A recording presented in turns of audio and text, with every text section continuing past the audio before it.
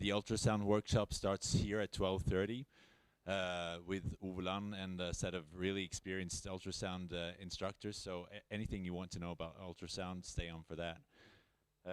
In addition to that, we have the Facebook page that most of you logged into.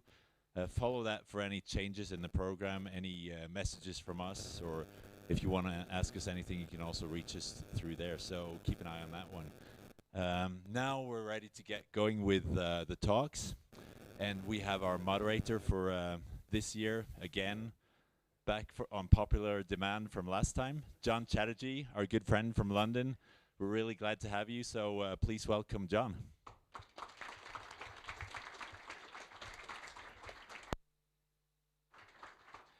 Hi, it's so nice to see everybody back and actually a full room. Hello to everyone on the live stream, which seems to be the norm for the past couple of years. But welcome back. We've got a really good lineup of speakers for you this year and a really good morning to start you off on. So I know everyone's been doing a lot of practical stuff the last couple of years, looking after patients with COVID and moving people around and all of that. And I think sometimes we forget the underlying stuff that we all love and that we're all here for. Because I know everyone thinks that we're here for helicopters, but actually, for me, it's the deep understanding of the physiology and the pathophysiology of our patients. So our first speaker is a lady who I know from Twitter, and now today I believe the trendy thing the kids say is meeting in IRL, so in real life. I'm pleased to introduce Joanna Poole. Now she's an anaesthetic registrar in the UK, working mainly in Bristol with an interest in academia and a specific interest looking at mitochondrial resuscitation, and that's why I think this is going to be really interesting, getting us back to the roots of why we do everything that we do. And she's also interested in circadian rhythms and the epigenetics of circadian rhythms. But you don't want to hear me, you want to hear her. So let me give you Joanna Poole.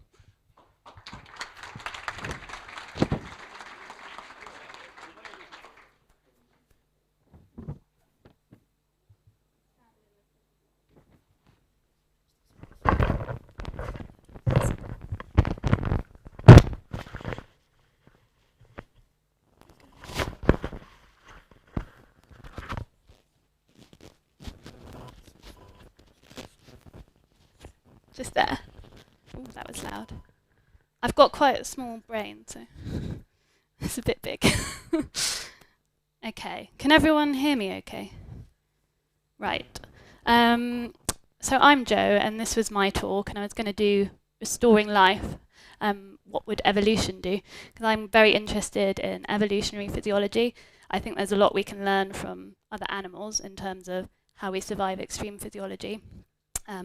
And the advantage of all being genetically linked is that we have pathways inside cells that we can target ourselves with drugs. So this talk, the introductory one, was actually meant to be from a really cool guy called Professor Simon Carley. So I'm sorry that you've got me, but he's here to bless us. So there we go. I hope that is a picture of him.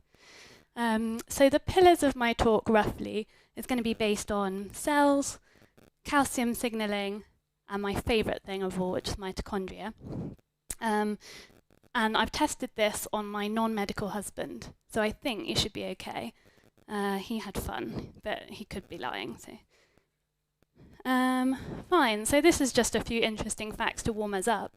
So evolution has made animals capable of near or complete arrest and recovering from that, but I don't think humans are as good at it. So good examples, there's a type of fish that can leave their embryos without oxygen alive and metabolizing for 100 days. Animals that hibernate do some really cool stuff. So their respiratory rate might go from 200 to 2. Their body temperature goes down to about 2 degrees above the environment. And their heart rate basically stops. But they don't clot, they don't have ischemia, reperfusion injury. They just get up and go in about an hour.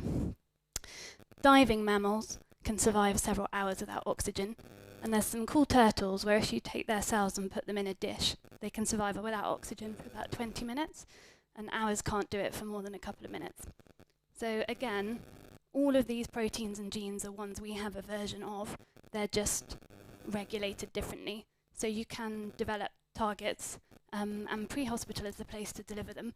So I think pragmatic interventional trials is something that we're going to see in the pre-hospital world, because it's when you've got the window of vulnerability. Right. So some examples of how they do this stuff. They've got really incredible antioxidant systems. So this isn't blueberries, this is intracellular antioxidants, for example, glutathione. And the reason I've written this gene up, NRF2, it's like an upstream promoter of all the amazing things that your cells does to defend itself from attack.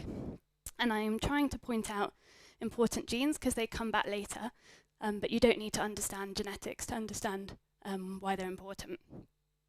Another good example is myoglobin. So animals that dive have an incredible density of myoglobin, and it's the same if you exercise, which could be why being fit and healthy helps you work through arrest or critical illness. So they have a huge local oxygen pool when they go down. That means that they always have a local availability of oxygen.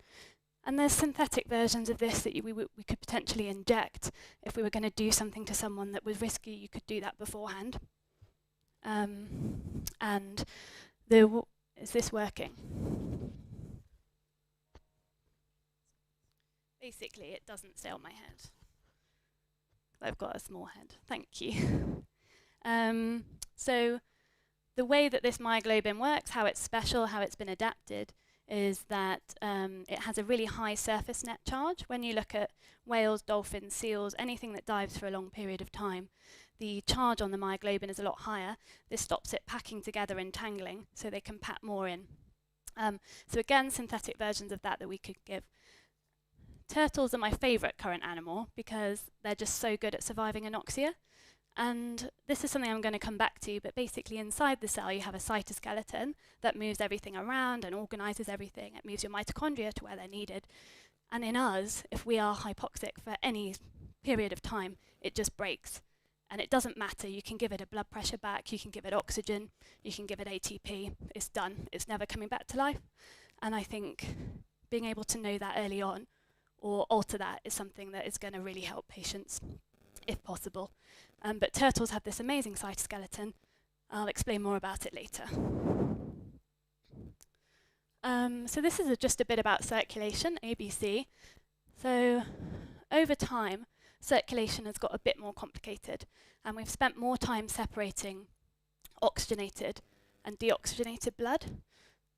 The first fossil evidence of circulation is about 500 million years ago, and that's kind of in keeping with I think 65 million years ago was like the end of the dinosaurs, and when the UK was still under like warm oceans, so a long time ago.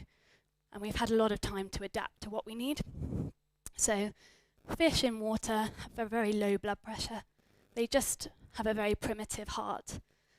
Moving on, then you've got amphibians which come out onto land. And as you lose the water buoyancy around you, you need to pressurize your system more.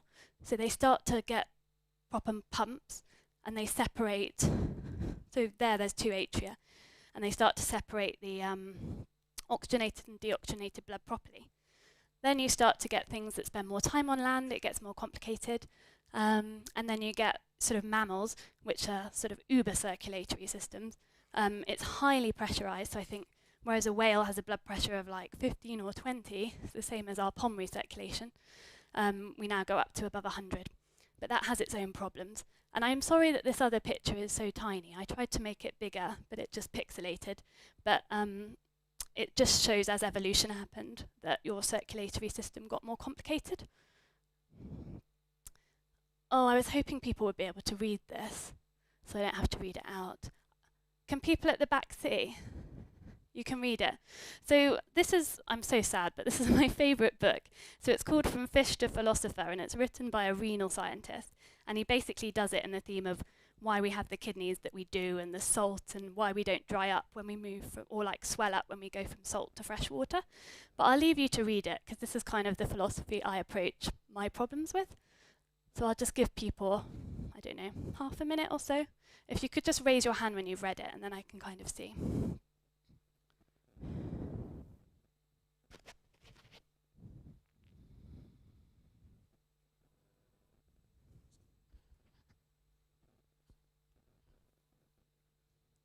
that better?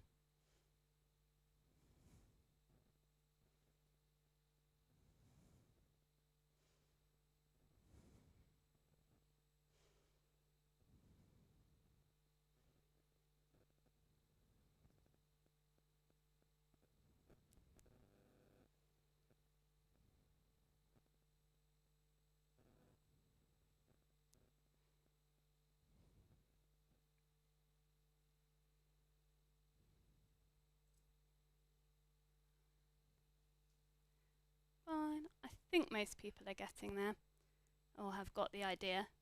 But yeah, basically everything we have is because space is the way it is, and because the Earth was formed the way it was, and the minerals that it has in the crust. So going back to our pressurized arterial systems, they have much more efficient oxygen delivery. So our brains consume about 1/4 of our resting calories. As a kid, it's half. They're really expensive. Brains need, in all organisms, the most oxygenated blood. And we spend a lot of time and energy evolving systems that would give our brain oxygen delivery, and that makes sense with what we see clinically. The con of a pressurized arterial system is if you get a cut in it, you're going to bleed to death. Again, something we all know. As a result of bleeding to death very fast, we have huge evolutionary input into our coagulation systems and regulation of coagulation. We get arterial vasospasm, which you know when you try and do art lines and they just shut.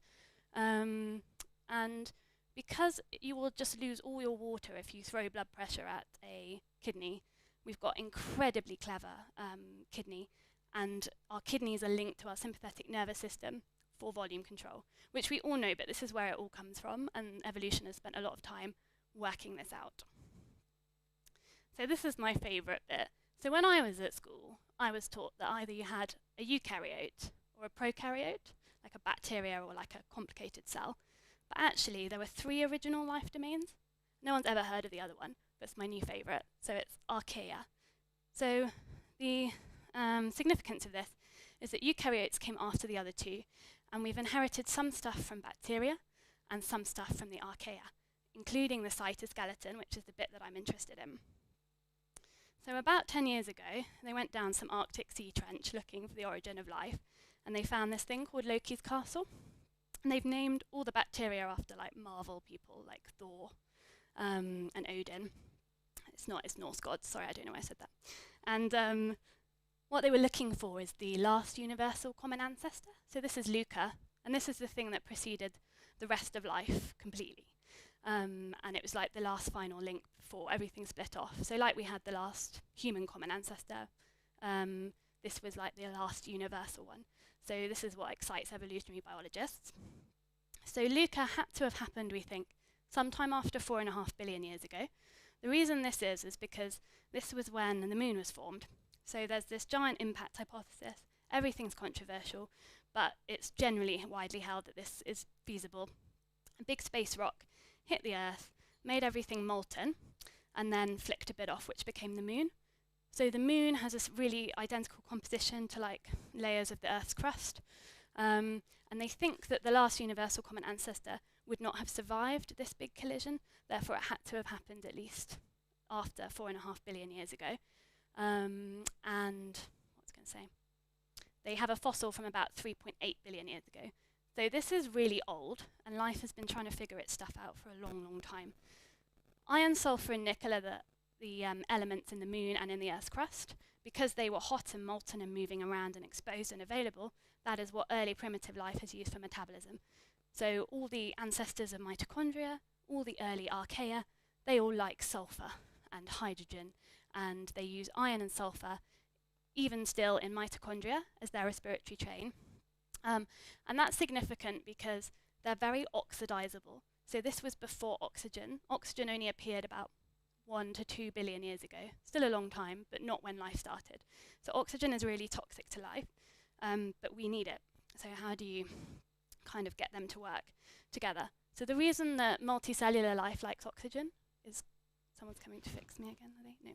Is because you get much more ATP than using glycolysis and anaerobic respiration. However, the downside is that you get a lot of reactive oxygen species, and in particular your iron-sulfur clusters in your mitochondria get really oxidized very quickly. So sulfur is a really good antibiotic. So all of your coamoxiclav, your ceftriaxone, they turn yellow, and that's the sulfur.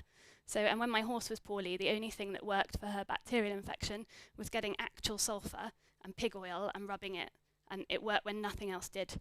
And it's because it damages the metabolism of bacteria and mitochondria, because they're the same thing. So oxygen is horrible.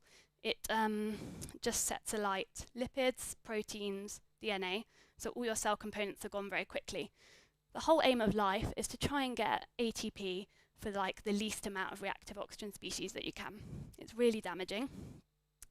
Porphyrin rings are found in hemoglobin, and they were all used by ancient organisms to trap oxygen and get rid of it, because it was just horrible and nothing liked it. This is the cytoskeleton. You get these amazing pictures now using like magnets and electron microscopy. So what you just need to know is that all the greeny bits are parts of the cytoskeleton, and there's a lot in there. And you can imagine that if that just stopped working, your cell is just done with existing and it can't do anything, even if it's not dead, because it can't even really apoptose because it can't move anything around. So that's what we need to try and target. This is another pretty picture. This is a guy called Dylan Burnett, and he has just the best lab that I want to go and visit. He said I can when COVID is done, but the blue bit in the middle is the nucleus. The yellow bits are mitochondria. They're like little string beans that wiggle around everywhere.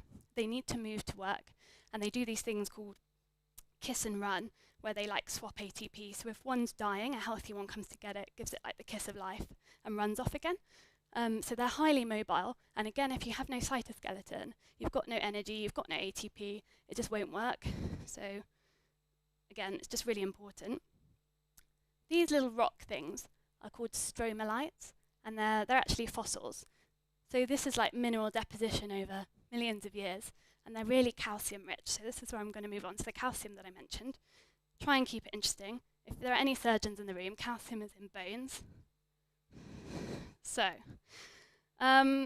calcium, because it was deposited on all these stromatolites, these were like little bacterial colonies that lived in tidal, shallow seawater. So they had light energy, they had oxygen, they deposited calcium. Because it's so rich in calcium, it's just a really good source of signaling element. It's just readily available. It's got some cool chemical properties, like calcium is a charged ion, so it interacts with water, hydrostatic forces, all that chemistry from school. But it takes energy to break bonds, so if you want to have calcium moving or reacting, it has to be able to swap its hydration cell, which is the water molecules around it, and it can do this at low cost and very, very quickly, like nanosecond scale, and it's much faster than anything else. So it's the perfect signaling molecule. Your cell spends a huge amount of time just trying to put it away in like Tupperware compartments in the cell. It keeps it at a differential of 10,000 times more inside compartments rather than in the cytoplasm. So when you do need it, it comes quickly and it packs a punch. For people who are like me and they like to use a lot of magnesium, magnesium is like the calcium antidote because it has the same valency, which is the charge, so it goes to the ion channels, but it's just got a fat water jacket and it doesn't swap it very quickly, so it just sits there and blocks it. Random fact. Mitochondria. So the significance of calcium to the mitochondria is obviously calcium in muscle is like an activity signal. In fact, it's probably an activity signal everywhere for different things. So the mitochondria, when it sees calcium, is like, right, I need to crack on and produce ATP. And so you increase the oxidative phosphorylation, the respiratory chain, and you get loads more reactive oxygen species. And that's actually a normal physiological pathway. But what happens if you over-calcium things? You open all these big pores in the mitochondria and it just dies, and it releases something called cardiolipin, which is the antibody, I think, for primary biliary cirrhosis. But it comes from mitochondria, that's where it comes from, and that's the apoptosis signal. So too much calcium, cells die. This is more for my own memory, which is basically that mitochondria tell the rest of the cell what to do because they're attached to everything inside the cell. So they're like, watch this space because I think this is going to be how we fix everything through these mitochondrial associated membranes. I have no proof, but I think it will be the answer. So ischemia hypoxia. So now we're coming back more to like our clinical side of things. So when you get a head injury, within 30 seconds to 2 minutes, you get NMDA receptor activation, and a huge calcium influx into cells. And we know that generally, like, calcium is excitotoxic. I've just explained a bit why. But my point is, this happens so early on that by the time they're in hospital and recruited to trials and had scans, you've gone way past any point of intervention. And it freezes the cytoskeleton. And I've just pointed out all those pictures of why that matters.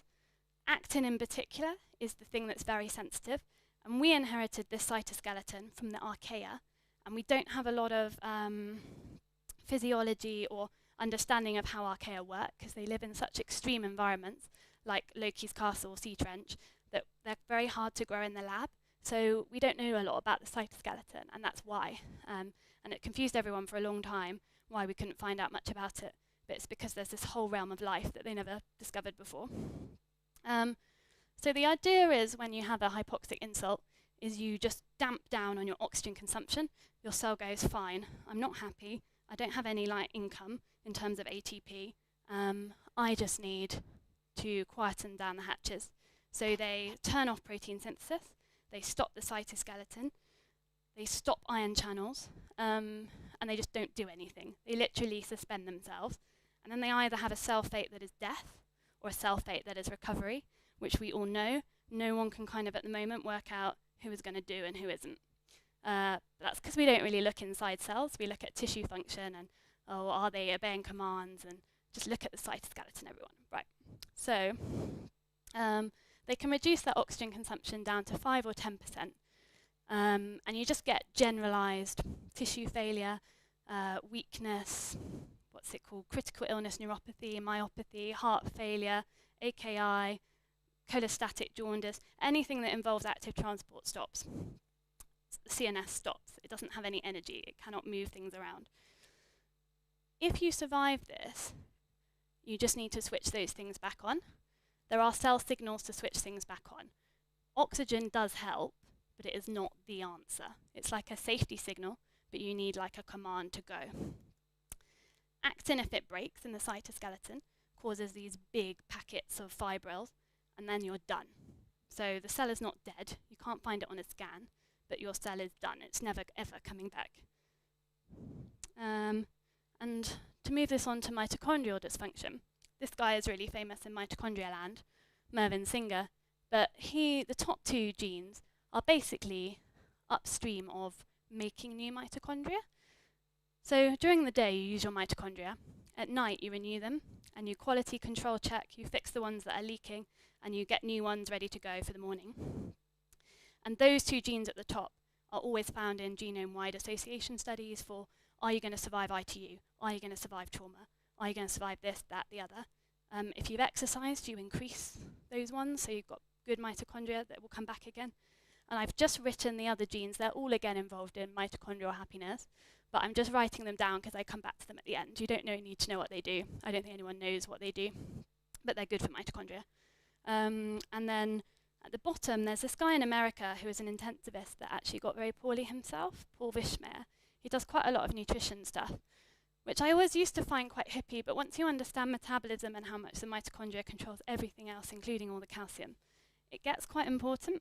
But he basically found that he had this really fit guy who was a cyclist that did like ultra cycle marathons, and he was only in ITU for 4 days, I think, after a surgery that went a bit wrong. And he comes out and he can't do any exercise at all. And he hadn't lost enough muscle. He shouldn't have lost enough VO2. And they basically did all the calorimetry and the, what's the thing called? Like the respiratory quotient, where you work out whether you're metabolizing acids, proteins, fats, or carbohydrates. And he had no fatty acid oxidation left at all. And his mitochondria were switched off. So they switch off in stress.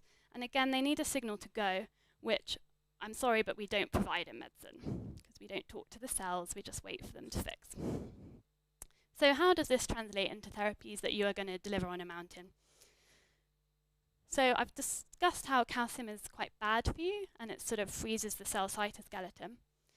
I'm in a room full of trauma people who give calcium to sort out the clotting, so I know that no one is going to be happy to block calcium.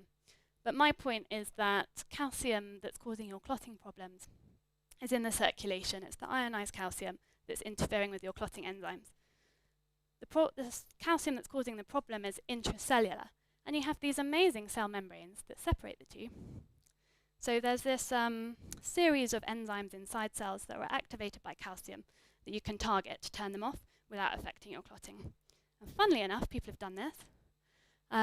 So this was basically, these are all animal studies, by the way, but this was quite a long time ago, so 10 years ago, and this basically showed that if you stopped the calcium enzymes working, you restored protein synthesis, and that changed your brain cell fate from death back to survival, and this kind of fits with what I was saying before. But as I discussed before, all that calcium entry happens in 2 minutes. So really, it needs to be the first responders delivering these kind of therapies. And this is just, it's exactly the same mechanism. They're stopping calcium activation inside cells. It's good for ischemia reperfusion in the rat. What I might do is put all the proper references on my Twitter, and then if people are interested in the paper, they can link them. And again, this is just a cardioplegic cardiac arrest. So, and it's the same thing, stopping the calcium activation improves reperfusion injury after cardiac arrest in animals. And then this is my thing really that I'm here to persuade everyone is important. So I'm quite interested in circadian stuff, which everyone thinks is hippie, but it actually won the Nobel Prize for Medicine about 5 years ago. So what does it mean to us? It's basically saying that during the day, life forever has had sunlight, and it's very good at at defending against UV light, oxidation, calcium entry, just stuff, damage. You're an organism moving around, predating, being preyed upon. You're very good at surviving bleeding and infection during the day. When you are sleeping, that is DNA repair time. There's no UV light to cause any gene mutations. You sit there and you repair your DNA at night, which is why night shifts are bad for you. And you don't stomach injury or infection well at night. But there are secret things you can give to persuade the cell that it is day or night, or upregulate your stress response, or upregulate your intracellular, like reactive oxygen species defenses. Because the problem with vitamin C and all this nonsense is that I'm probably going to get assassinated, but like it's intravascular, and you cannot transport it intracellularly because everything's not working. So if you want to try and get a cell to defend itself, you have to ask the genes to make the proteins to do it for you. And you tell it it's daytime. Melatonin is not going to work.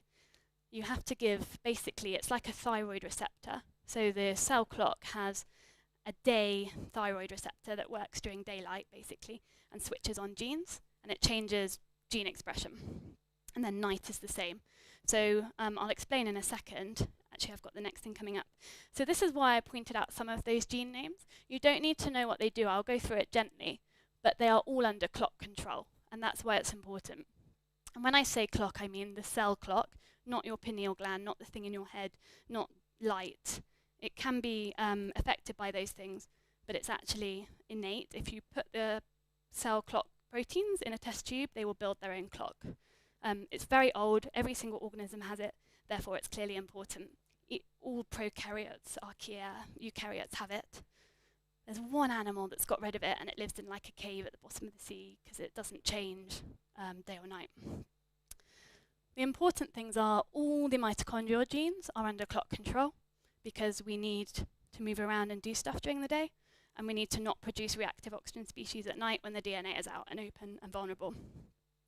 NRF2, this is how all hibernating animals protect themselves when they wake up, and their basal metabolic rate produces oxygen radicals. Everything NRF2 is high during the day because that's when you have sunlight, which is oxidizing. It's not high at night, so if you do it at night, you have much worse outcome of stroke, head injury, infection, proven in humans. Protein synthesis, I mentioned, that's how you survive the brain injury. Protein synthesis, again, is under clock control because everything is under clock control. IL-1 and IL-6, they are your inflammatory cytokines. So like rheumatoid arthritis, ankylosing spondylitis, all inflammatory diseases tend to be worse in the morning. There's a reason for that. When you get your malaria fevers that are quaternary and tertiary, it's circadian. There's a problem called familial Mediterranean fever, And again, it has a circadian fever because your immune system and your cytokines are circadian. So if you're going to get a COVID vaccine, get it in the morning. Proven. The agonist for the clock that tells it it's the day that you want to improve all the stress responses is something, this is just one version, but it basically activates that sort of thyroid hormone analog that works during the day. And it's so good at improving mitochondrial function that it's used for illegal sport doping. So we don't use it in medicine, but you can, and I have, bought it over the counter for about £50 for a month's supply.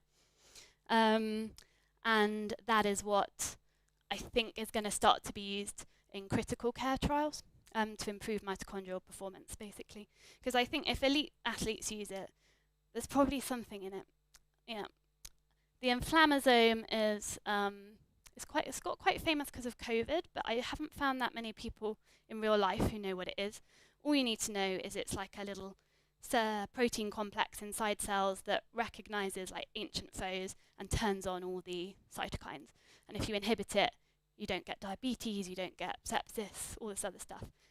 So again, you can modify the inflammasome by clock things. And this is just showing how good it is for the inflammasome. It prevents heart failure after ischemia reperfusion injury. That's what we want to do in mice. It's, yeah. And then this was for the surgeons, which is basically saying that your bones do their stuff at night. So if you want to use NSAIDs, you can, as long as you use it at peak inflammation in the morning, but we shouldn't be dosing them at night because that's when your bones are growing and healing, and that's why bony mets or other bony problems are more painful at night, because that's what it's doing. So that's just me trying to convince everyone that circadian hippie stuff is actually quite important, and it's existed as long as life itself. This is just, if you're interested, there's a couple of reviews that we're doing that is coming up quite soon in circadian stuff. And these were just my final thoughts.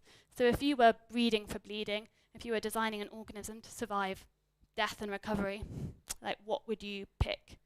And just to say that exciting cell-based therapies are on their way, and I think for them to work, they're going to be delivered pre-hospital in a magic trial that is ethical and works.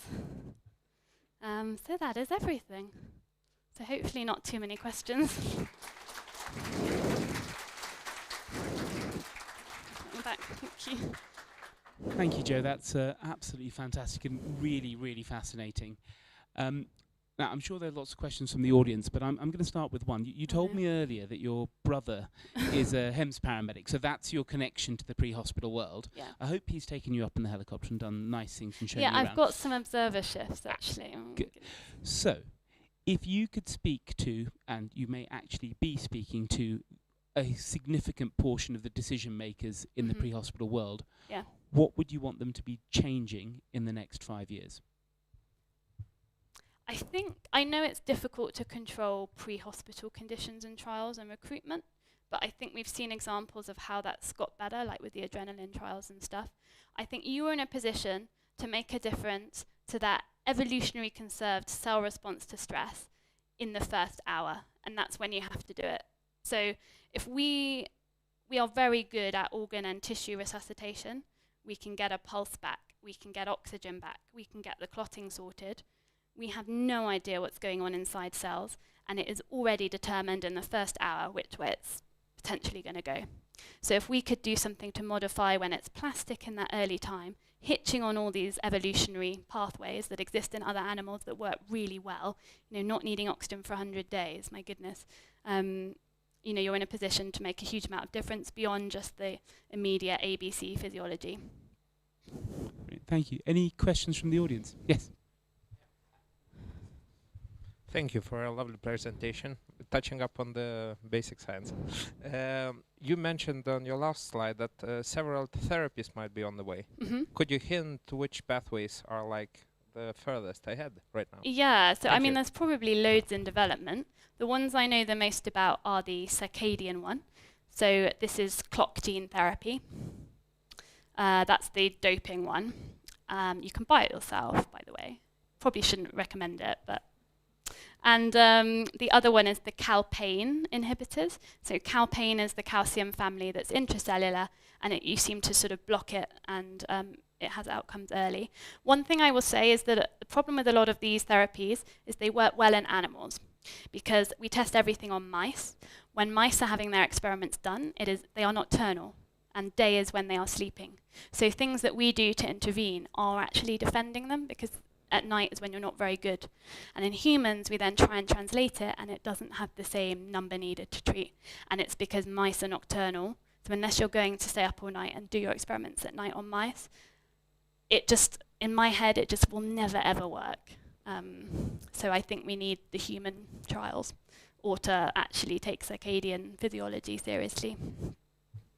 Anything else? Any other questions from anyone? One at the back. Make me get my pre-skiing exercise in.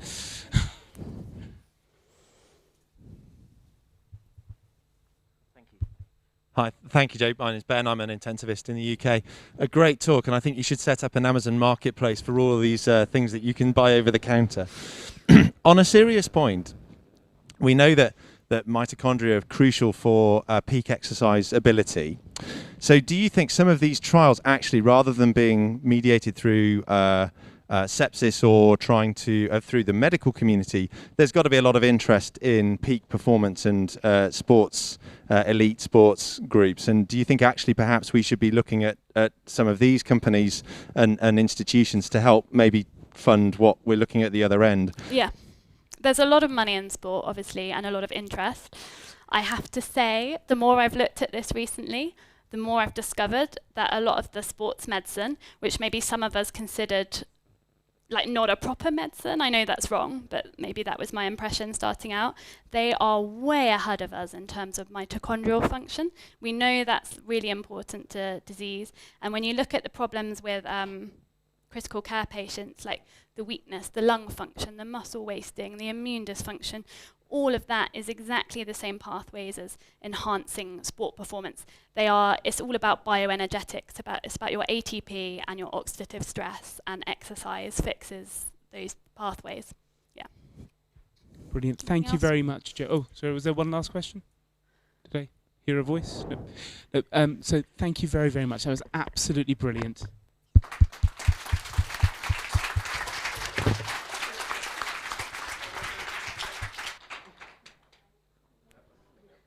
So next up, we have a HEMS consultant from Denmark, and he's also ex-Kent Surrey Sussex in the UK, so he's had international experience in our field. And he's done pre-hospital care for over 30 years and is now an associate professor of pre-hospital care. And he's going to talk to us about the recent changes in critical care. And so it's my pleasure to introduce you. I'm going to try and say the name right. Leif Rognes. Perfect. Excellent. Thank you so much. Does this thing work?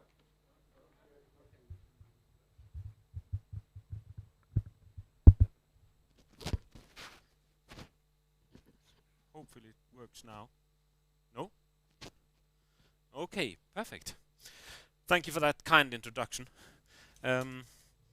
Sounds like I'm very old when you say that I've done pre-hospital critical care for 30 years, because I started out as an EMT, so I haven't been a doctor for 30 years. Feels like it sometimes. But yep.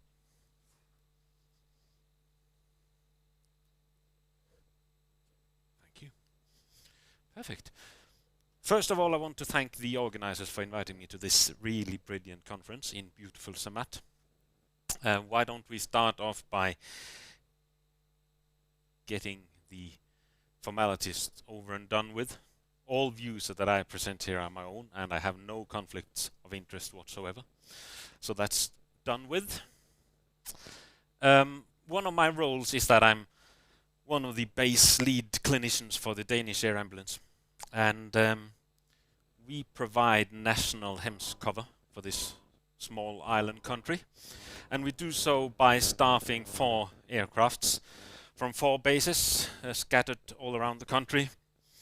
And we staff our aircrafts with a 3-man crew. So that's a consultant, pre-hospital critical care anesthetist, a HEMS pilot and a HEMS paramedic. We do a bit under 6,000 jobs a year. We see a little more than 3,000 patients a year. Our main workload is cardiac emergencies, trauma and neurological emergencies. We see our fair share of critically ill and injured children, and we do a bit over 600 secondary transfers a year.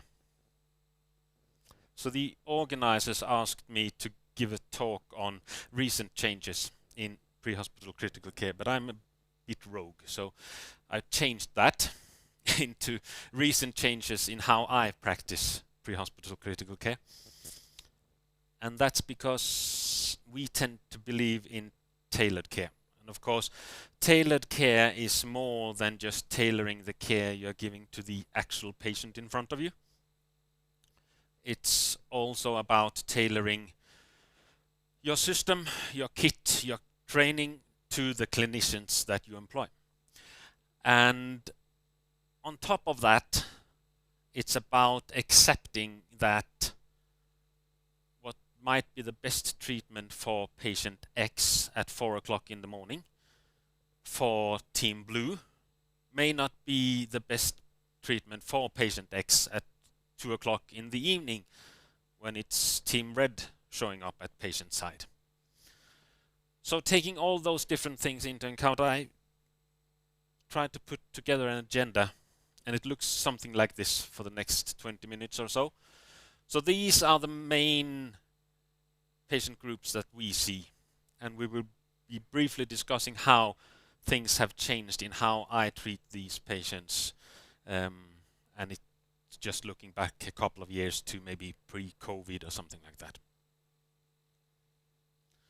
So why don't we start out by discussing cardiac emergencies?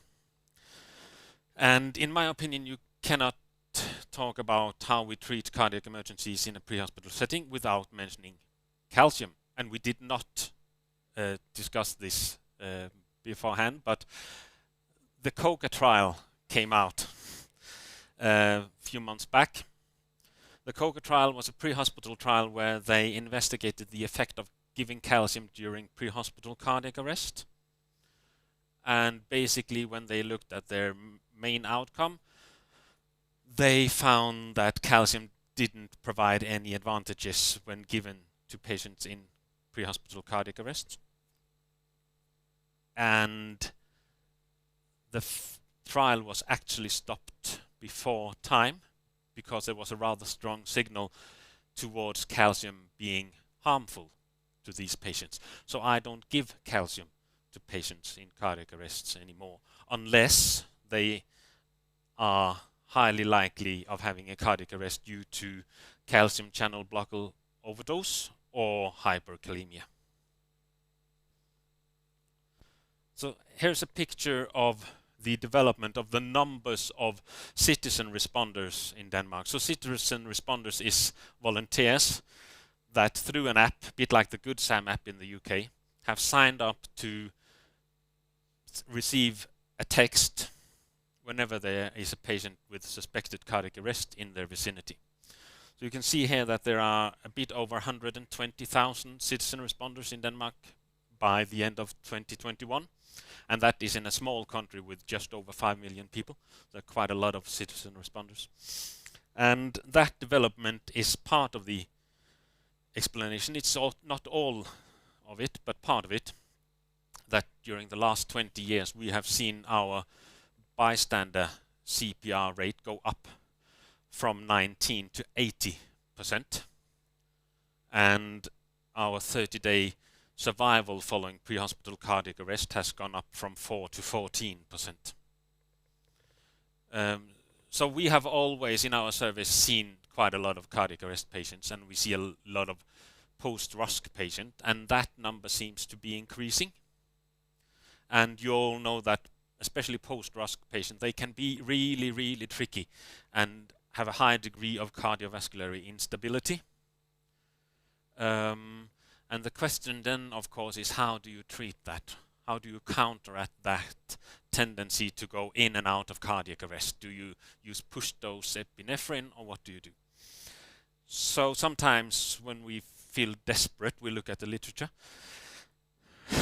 and in these cases, it doesn't really help, because there's a Cochrane review from a few years back, where they investigated, tried to do meta-analysis on inotropes and vasopressor strategies and vasodilator strategies on patients in cardiac output, low cardiac output syndrome or cardiac cardiogenic shock. And basically, the quality of evidence was so poor that they felt that they couldn't come up with any recommendations, and they also included in that investigations of noradrenaline, norepinephrine for these patients. So what do you do then? Well, then you fall back on whatever there is of guidelines. So this is the Scandinavian guidelines for treating patients with acute circulatory failure, and they recommend noradrenaline or norepinephrine as the first drug of choice to these patients. So that has resulted in us now carrying noradrenaline or norepinephrine on our aircraft. Of course, if you want to use noradrenaline to treat these patients, you have to do it as an infusion. Push dose doesn't work, or it works too well, rather. So you have to have syringe drivers. But that is not enough, because if you want to do this safely, you have to make sure that you control the patient blood pressure really tight. And to do that, you have to use intra-arterial blood pressure measurements. So I find myself more often putting in arterial lines than I used to, and that could be on the accident scene or, as pictured here in the back of the aircraft, en route to hospital, ultrasound guided, of course. So to sum up the changes in my treatment of cardiac emergencies, I don't do calcium in cardiac arrest anymore, unless, and I use noradrenaline, norepinephrine to stabilize blood pressure, cardiac output in post-ROSC and STEMI patients. So moving on to trauma. We all know that trauma patients are a huge part of the workload for emergency services all over the world, HEM services in particular, and there's a lot of cool stuff being done in trauma. What I'm going to talk about is not cool at all. Last year, some of my former colleagues at Air Ambulance, Cancer in Sussex published this paper, and it's just one paper of quite a few actually during the last couple of years, looking at pre-hospital treatment of elderly trauma patients. So what they did brilliantly was that they took their cohort of HEMS patients, elderly trauma patients that they were sent to, and looked at how well their triage tool performed. So did their triage tool manage to catch elderly trauma patients that needed pre-hospital critical care? And it didn't. It wasn't at all performing as well as it does for children or adult trauma patients. So there seemed to be a discrepancy there between how we triage trauma patients and elderly trauma patients. And it's not a pre-hospital problem either, or solely at least. Quite a few major trauma centers and trauma units, trauma networks have done exactly the same thing. So they've changed their triage tools in order to catch these patients, because elderly trauma patients behave different to other trauma patients. They're more frail. Their pattern of injuries are different as compared to adults. So when I see a elderly trauma patient in the pre-hospital setting, my mind is more kind of on its toes. I tend to be very reluctant to release them from scene if there has been any significant amount of energy involved at all. And if I take them to hospital, I tend to take them to a major trauma center if I'm at all in doubt where their best destination is. Okay. Traumatic brain injury and stroke. We did a service evaluation a few years back, where we investigated to what degree do we kind of match the recommendations when it comes to blood pressure targets in patients with intracranial pathology. And it was decent, but it wasn't more than that. So in approximately a quarter of our patients, we struggled in our fight to maintain the patient blood pressure within the recommended limits. Most of these patients were either TBI patients or stroke patients. Increasingly, during the last 3 or 4 years, a significant portion of our workload when it comes to neurological emergencies are patients that we fly for them to be treated with thrombectomy for their large stroke. And a few years back, 2 years maybe, there were 3 independent large randomized control trials that all pointed in the same direction. If you are an anesthetist treating these patients that are coming in for thrombectomy, your patients are better off if you give them a general anesthesia. So of course we do that. But it's not only giving them the general anesthesia, because that, as you see in the top here, could improve the work conditions for the interventional radiologist, and by that resulting in a better reperfusion. But it's also a question of, there's rather strong signal pointing towards it's a question of blood pressure control. So in our center, when we do general anesthesia for thrombectomy, we target the patient's blood pressure. So the systolic blood pressure is kept between 110 and 140, and we keep the mean arterial pressure above 80.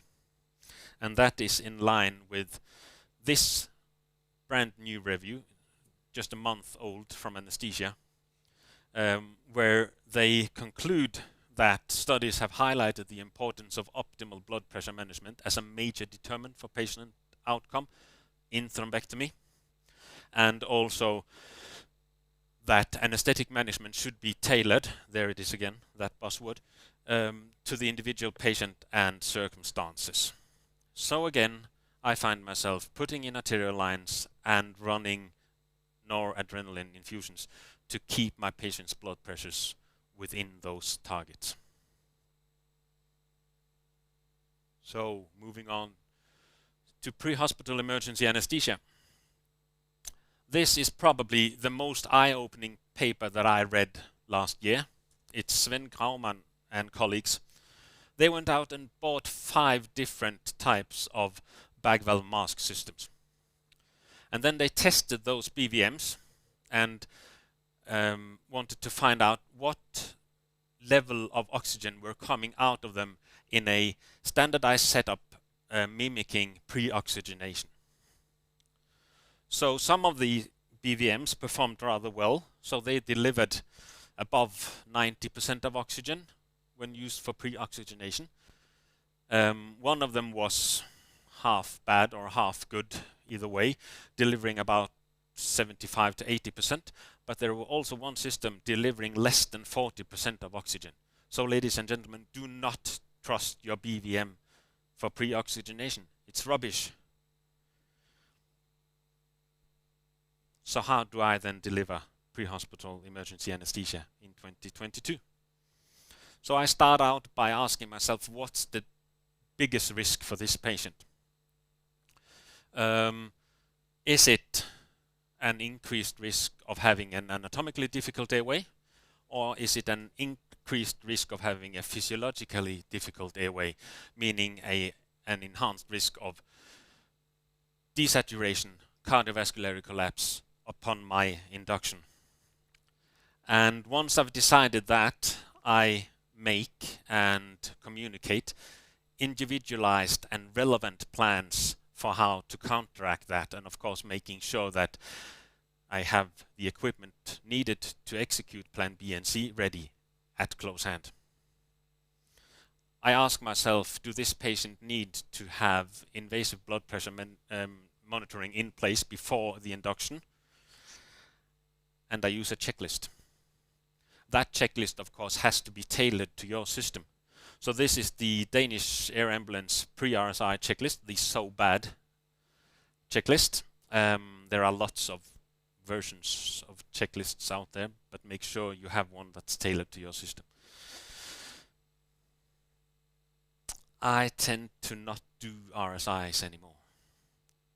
Most of my pre-hospital and in-hospital emergency anesthesia are trending towards being delayed sequence, just because they provide in general, a more stable patient from a cardiovascular point of view. I don't use SOX if I don't have to. I use rocuronium. And I take great care of providing state-of-the-art pre, per, and apneic oxygenation. And how we do that is one of the topics for this evening's workshop. I can reveal that it involves using one of these bad boys. And as a go-to kit for my laryngoscopy, I use a standard geometry VL, and I am prepared for a soiled airway by carrying the equipment for the salad technique. So some of you might think that, well, that's not very prescriptive, is it? Most of those stating that will be HEMS people from the UK. And there will be some of you thinking that's way too prescriptive. No way are you going to tell me how to perform my pre-hospital anesthesia. And as long as I am somewhere in between those statements, I'm happy. Because to me, it all revolves around being able to deliver tailored care, while of course working from a common ground of an SOP, because otherwise how would your colleague know what you're thinking, what you're doing, where you're going? So you have to have a common ground of an SOP, and also of course using cognitive aids where available, because that frees up my mind to think about important stuff. And I find myself more and more often agreeing with Voltaire, who said that doubt is not a pleasant condition, but certainty is absurd. And sometimes there's no way of knowing which way is the best to Winchester. There's 4 miles either way. You just have to pick one, and you only know afterwards which one was the best. So my take-home messages today is that I suggest that we stop using calcium in cardiac arrest, unless the things we talked about earlier. I use noradrenaline and invasive blood pressure measurements for blood pressure control in post-ROSC patients, TBI patients, and stroke patients, even in the pre-hospital setting.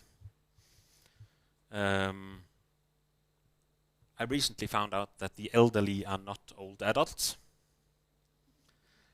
And I keep telling myself to remember to make a plan for the physiologically difficult airway as well, not only the anatomically difficult airway.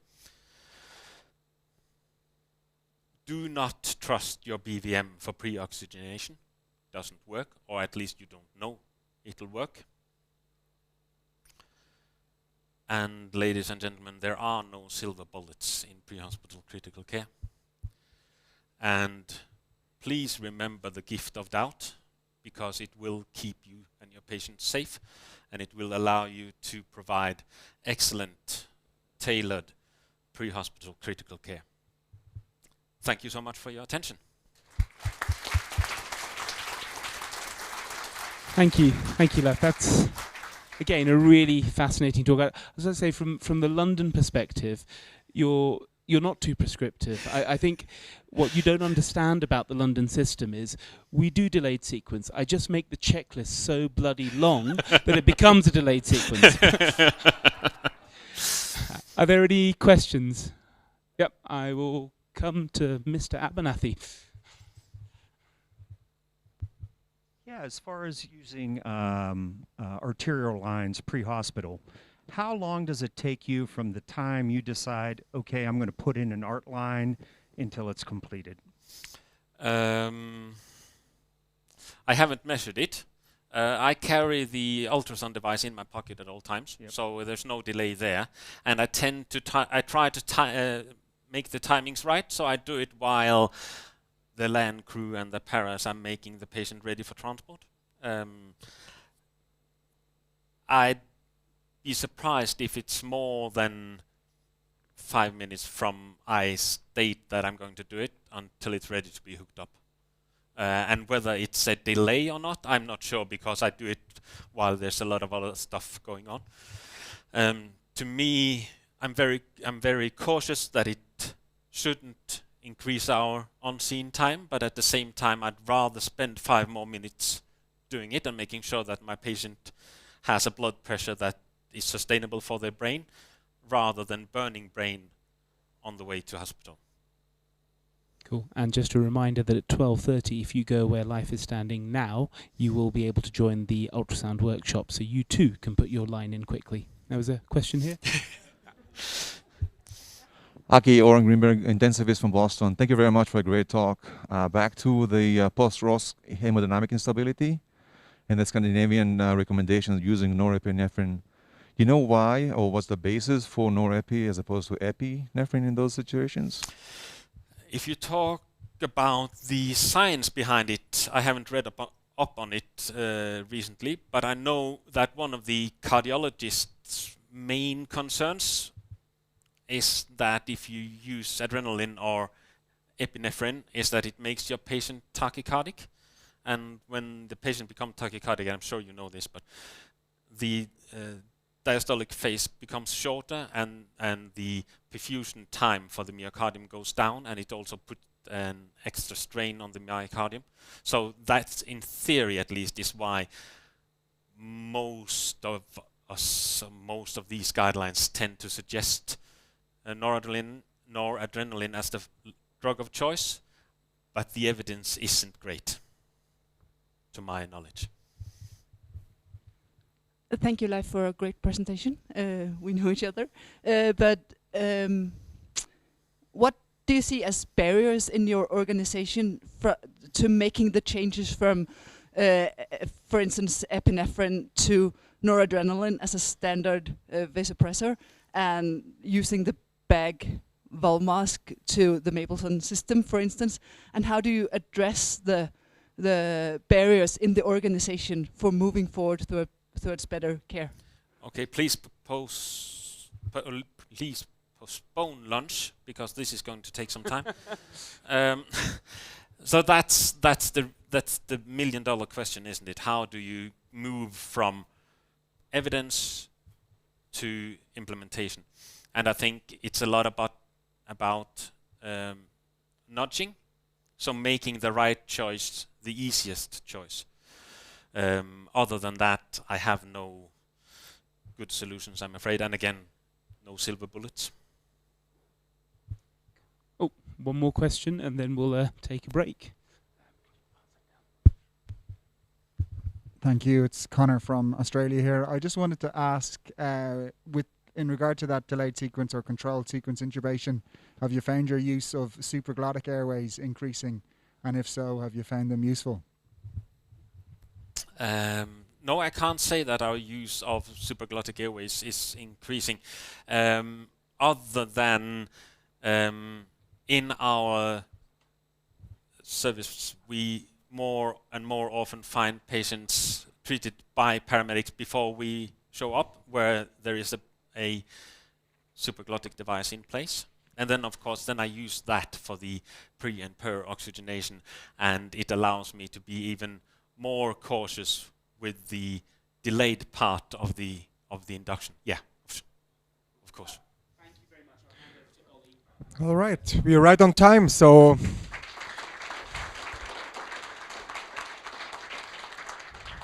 there will be a half-an-hour break. Please connect, check out the sponsors. Don't forget to sign up for the fondue, which there will be a list at the check-in desk. And to sign up for heli-skiing, talk to Rebecca. Thank you.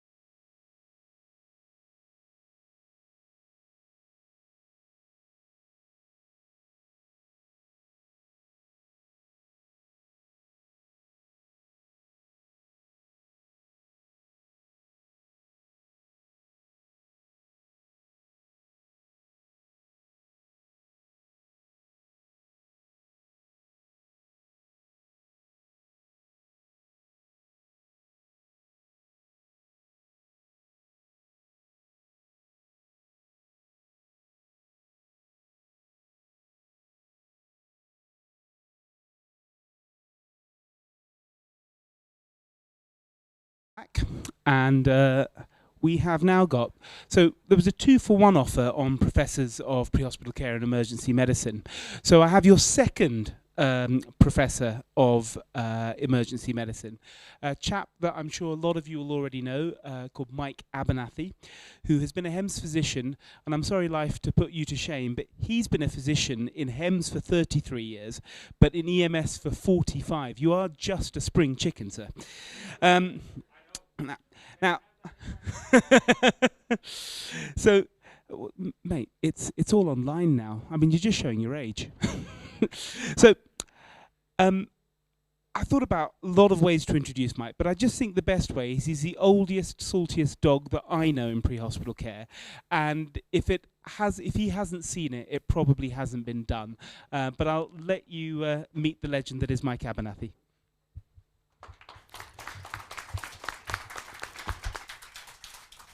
Okay, thank you. How do I sound? Okay? Good. So, thank you for the introduction. Again, I'm a clinical professor of emergency medicine. My primary job, I've always been split between HEMS and emergency medicine, but for the last 5 years, I've pretty much worked HEMS full-time. We're a hospital-based program in Madison, Wisconsin. I really like this logo. This company had the dinosaurs of EMS. And, that's me. I'm also active in social media. You may know me on Twitter. That's @FLTDOC1. Just a little bit of geography where I'm from. This is the United States. Right there, corner of Lake Michigan, that is Chicago. That's where I fly out of when I come here. The state of Wisconsin is just to the northwest of Chicago. It's about 70,000 square miles. We have about 12 million people, larger populations to the south. If we overlay Switzerland over Wisconsin, it's about the lower 1/4 of Wisconsin's area, but not nearly the beautiful terrain you have here. These are where our 3 bases are, one located in Madison, and then rural bases in Portage and Iowa County. And I live down here. I do a lot of driving. Americans in their car, we have lousy mass transportation. I do about 25,000 miles a year commuting. And as a result of that, and I've done that for, close to 30 years. And as a result of that, it's really interesting that I am an immediate responder, whether it's rural roads or just chances are I'm on the road so much that I am the first one to stop at the scene of an accident and actually have witnessed many accidents right in front of me. I've had occasion to actually be the one to call the helicopter in before EMS gets there. So, we cover about that area. So, about 200 kilometers. So today's topic is something near and dear to my heart. It is the pre-hospital professionals, whether you're a medic, a nurse, a physician, allied health care, as an immediate responder. And that's a term I'm going to throw around a lot, and we'll talk about exactly what that is.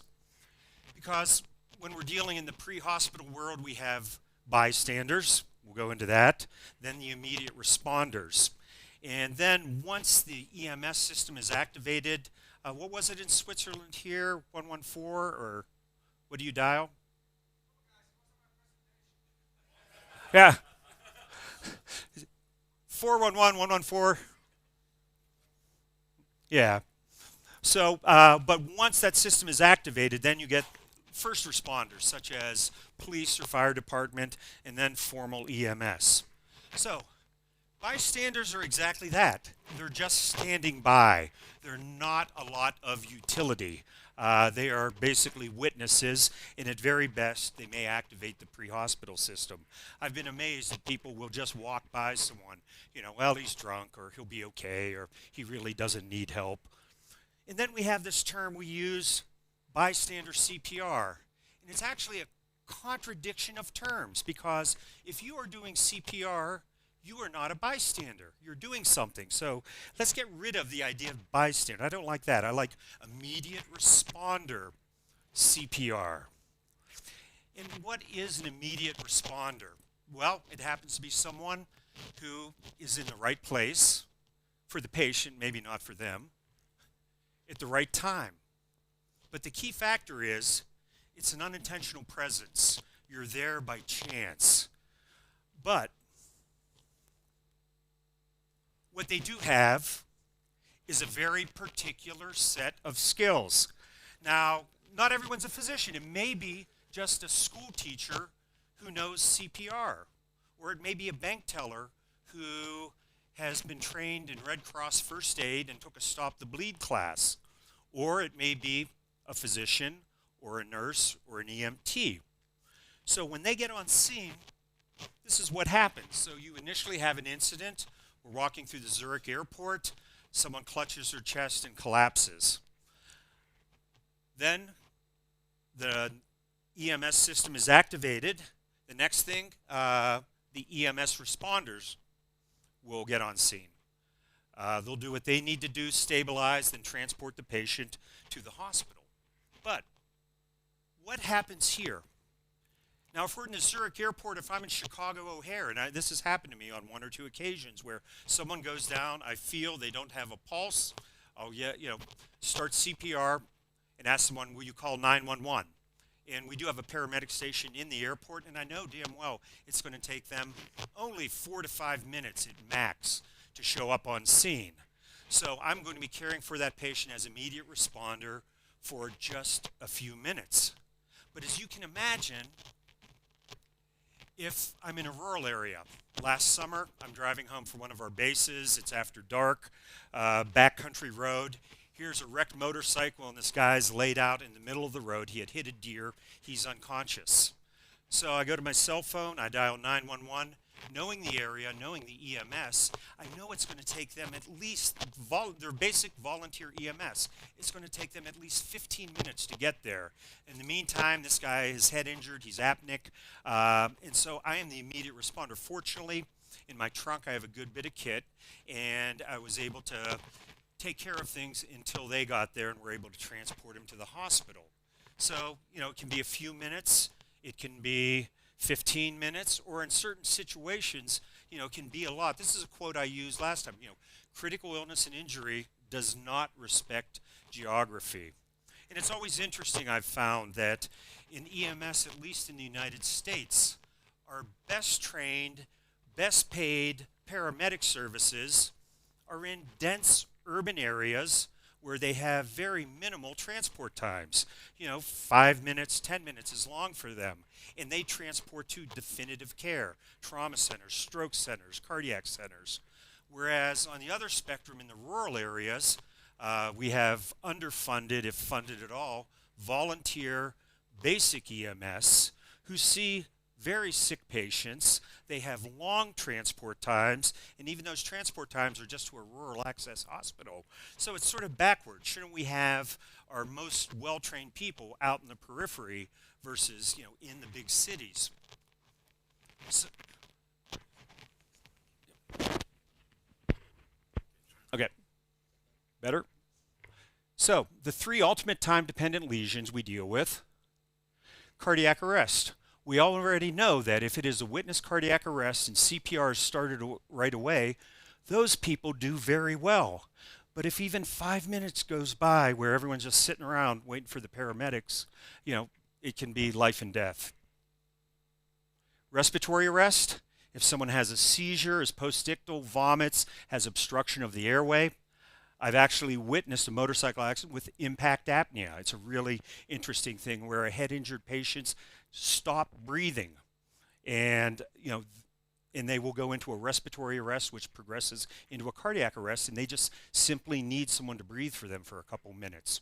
So respiratory arrest, there's no time to wait for EMS on that one. And then finally, massive or audible hemorrhage. There's some great videos on YouTube where a lot of cameras from law enforcement officers where they'll shoot a perpetrator and he goes down, and this fellow, is bleeding from a femoral artery injury, and it's audible hemorrhage. You can just watch this guy's entire blood volume empty out. But fortunately, the police officers are trained as first responders. They have tourniquets. They're able to staunch the bleeding because you don't have, again, 5 minutes to wait until EMS gets there. We alluded to this earlier because, as I said, we have the immediate responder who's not integrated in the system. He's there by chance. And then we have formal first responders and EMS.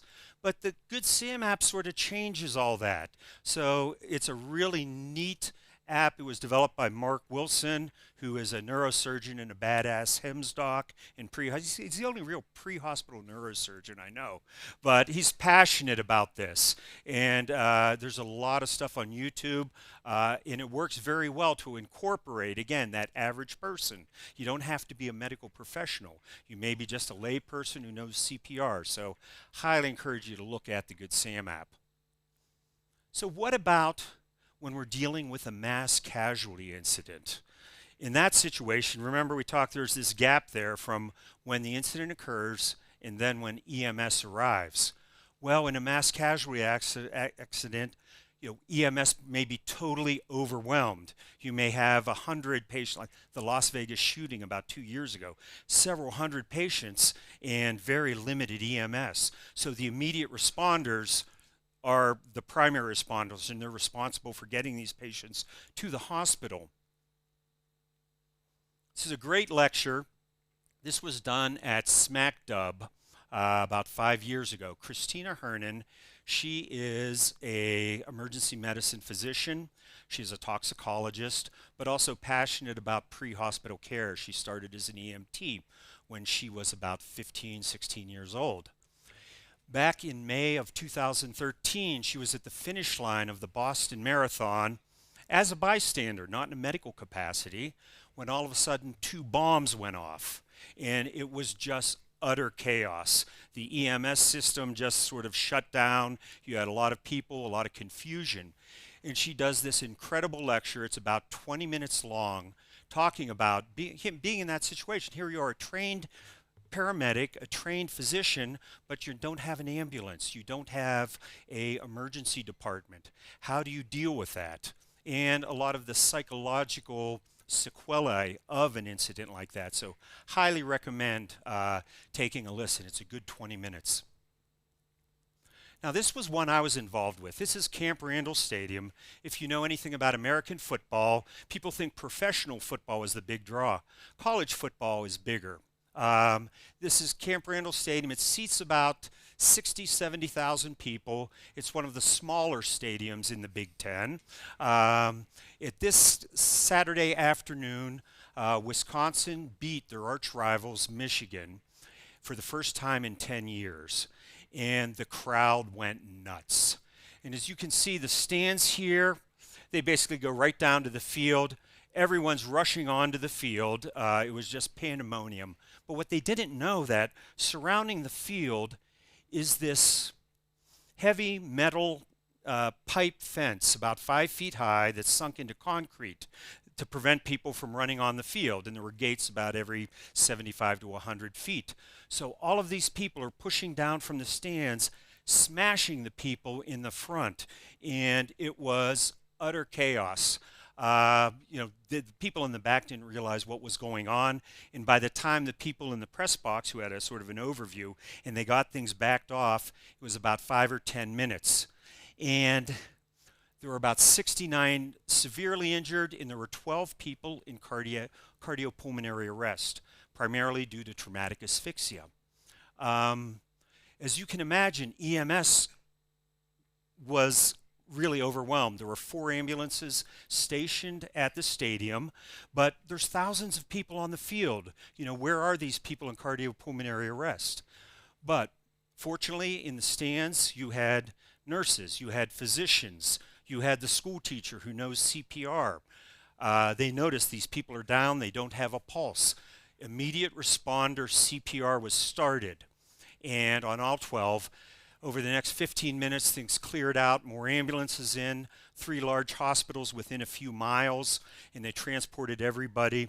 But the amazing thing about this is that 2 weeks later, all 12 of those people who were in cardiopulmonary arrest walked out of the hospital, basically. And that is 100% due to the immediate responders, because if they would have waited for EMS to take over, those people would have died. So it was a great story. Air Iceland. I was flying from Scotland going back to Chicago. We changed planes in Keflavik. We're about 3 hours out over the North Atlantic. Nice big plane. It was an Airbus, about 200 people. And then we get the call. Is there a doctor on board? And I've been there, you know, quite a few times, and I sort of sit back and, you know, I'm not going to do anything. I'm waiting for, you know, the ophthalmologist or the pathologist to go.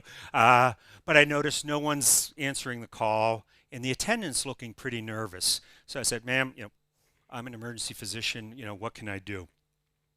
And she says, yeah, can you come back with me? And so we go to the back of the plane. And this is one of the points, being an immediate responder in this situation, no one is coming. It's up to us. I am the cavalry. So for the next 3 hours, whether this patient is just drunk and passed out or it's something serious, we're over the middle of the Atlantic. It's just as far to New York as it is to Iceland. So it's all on me. So I get to the back of the plane. 33-year-old male, he's there with family. He's had a generalized tonic-clonic seizure lasting several minutes. He is postictal. They have him sprawled out on the seat. He's laying flat on his back. He's vomiting. He's had snoring respirations, and he's apneic. So the first thing I do before I even say a word to anybody or ask a question, I grab him, get him up on his side. So the treatments, again, the A's and B's. Recovery position, get him on his side. Clear the airway. I don't have suction or anything. Gravity's going to help. And I asked the flight attendant, would you get me some towels? And the other thing, too, is he had just ate lunch at the airport. So, again, this isn't saliva or pea soup. We've got McNuggets and burritos and all that stuff's coming up. So managed to clear his airway. Next step we'll talk about. I go to my kit, I put down a nasopharyngeal airway, and he doesn't flinch, but it markedly improves his respiratory status. And I go into my kit and I pull out one of the fingertip pulse oximeters, put it on. He has a heart rate of 120. His O2 sats are probably about 94%. And so that makes me feel a little bit better. So after 5 minutes, he's coming around. So I asked the family, you know, does he have, you know, what's going on? Yeah, he has a seizure disorder. We were in Ireland for a holiday, drinking a lot. He ran out of his meds or lost them. Typically, he has a couple seizures a year, and when he does, he usually has to go to the hospital because he keeps seizing.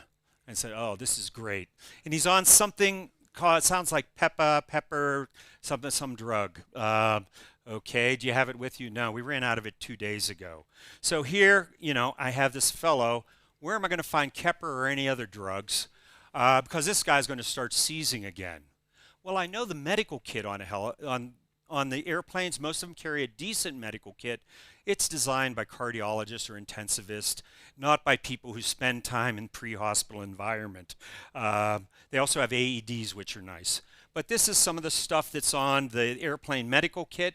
They do have a self-inflating bag, oral airways, CPR masks, IV supplies, limited drugs. You know, we've got epinephrine, lidocaine, atropine, antihistamines, but nothing's going to help me here. There's no anticonvulsants.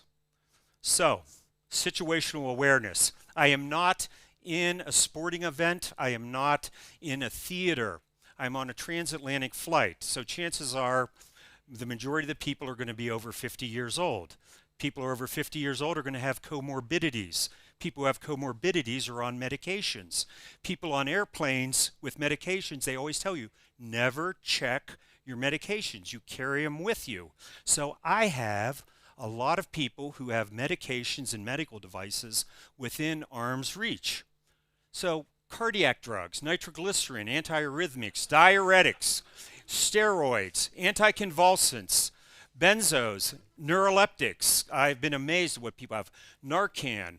That's a big one. They don't have it on a lot of the airplanes, and we're seeing opiate overdoses. And EpiPen, antihistamines, then medical equipment, BP cuffs, pulse oximeters, portable travel nebulizers, urinary catheters. One time, a young fellow was in urinary retention, and he was in agony. Fortunately, someone had urinary catheters. Glucometer and CPAP. So fortunately, you know, someone said, does anyone on board have Keppra?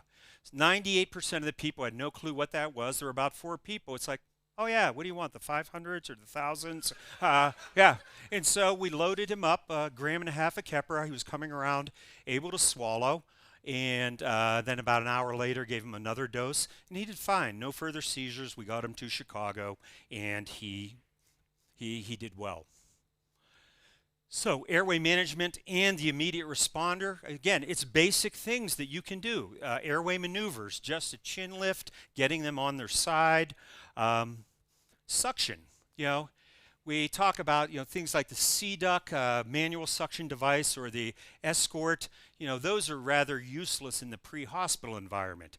As I said, when I'm Saturday night on the side of the road, it's not pureed pea soup or saliva. It's hobo puke with beef jerky and burritos and all that. So any suction, regardless of the catheter, is rather useless.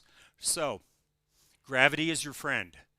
Get these people in a position where if they're even semi-conscious, they'll be able to clear their airway as long as they're not flat on their back. How many people know about the Hitchhiker's Guide to the Galaxy? Raise your hand. Yeah, so it was a BBC presentation and also a movie, but there's a line. If you want to survive out here, you got to know where your towel is. And the towel is absolutely the massive useful thing an interstellar hitchhiker can have. And I say as a pre-hospital provider, always have a towel. Anytime I make up the cart for the helicopter, 2 towels under the head. And the thing about it is, 95% of all pre-hospital airway issues due to vomit, patients who aren't intubated, can be effectively handled with gravity and a towel. Suction is not helpful a lot of times. Nasopharyngeal airways, these are the bomb. Why people don't use these more, when I'm doing sedations in the emergency department, everyone gets a nasopharyngeal airway. My drunk patients who are passed out snoring, dropping their sats, they get a nasopharyngeal airway. When they wake up enough, they pull it out. So it's something I carry with me. Intubation supplies, no. You're not going to be intubating people. Then what about oxygen? Oh, there's always oxygen on a plane. We've got those masks that come down. Must have a big oxygen tank. In reality, not. Because what happens, they have these individual canisters that will generate oxygen through a chemical process, and that will buy you about 5 to 10 minutes of oxygen. And what that's for is, in case of a decompression at 30,000 feet, all of a sudden your ambient FiO2 is going to drop to about 6.3%, and your time of useful consciousness is maybe 30 seconds. So by putting that mask on, the pilot's going to put oxygen on also. They're going to put it in a dive, take it down to under 12,000 feet where you can breathe the air. So that's not a good source of oxygen. But even in a regular cabin, it's pressurized to about 2,400 meters. Your FiO2's has 16% or 2. They do have cylinders, but again, not a lot of oxygen available. Someone, if they're on high flow O2 for periods of time, you may get into problems, So, what kind of kit should you have as an immediate responder? Great song, Amarillo by Morning, George Strait. Everything that I got is just what I've got on. And that's the thing, you got to have it with you. Now, the military has their own. This is an IFAC, an individual first aid kit, and it's well designed. It has, a tourniquet, bandage, nasopharyngeal airway, gloves, huge. But all this is designed for 21-year-old who have been shot or injured. So, that's dealing with trauma. So I'm talking about a PMAC. What about a personally engineered medical aid kit? Now, this is my man purse. I carry it with me. I've got my computer, my lunch, my work and everything, but in one pocket, I always have some basics.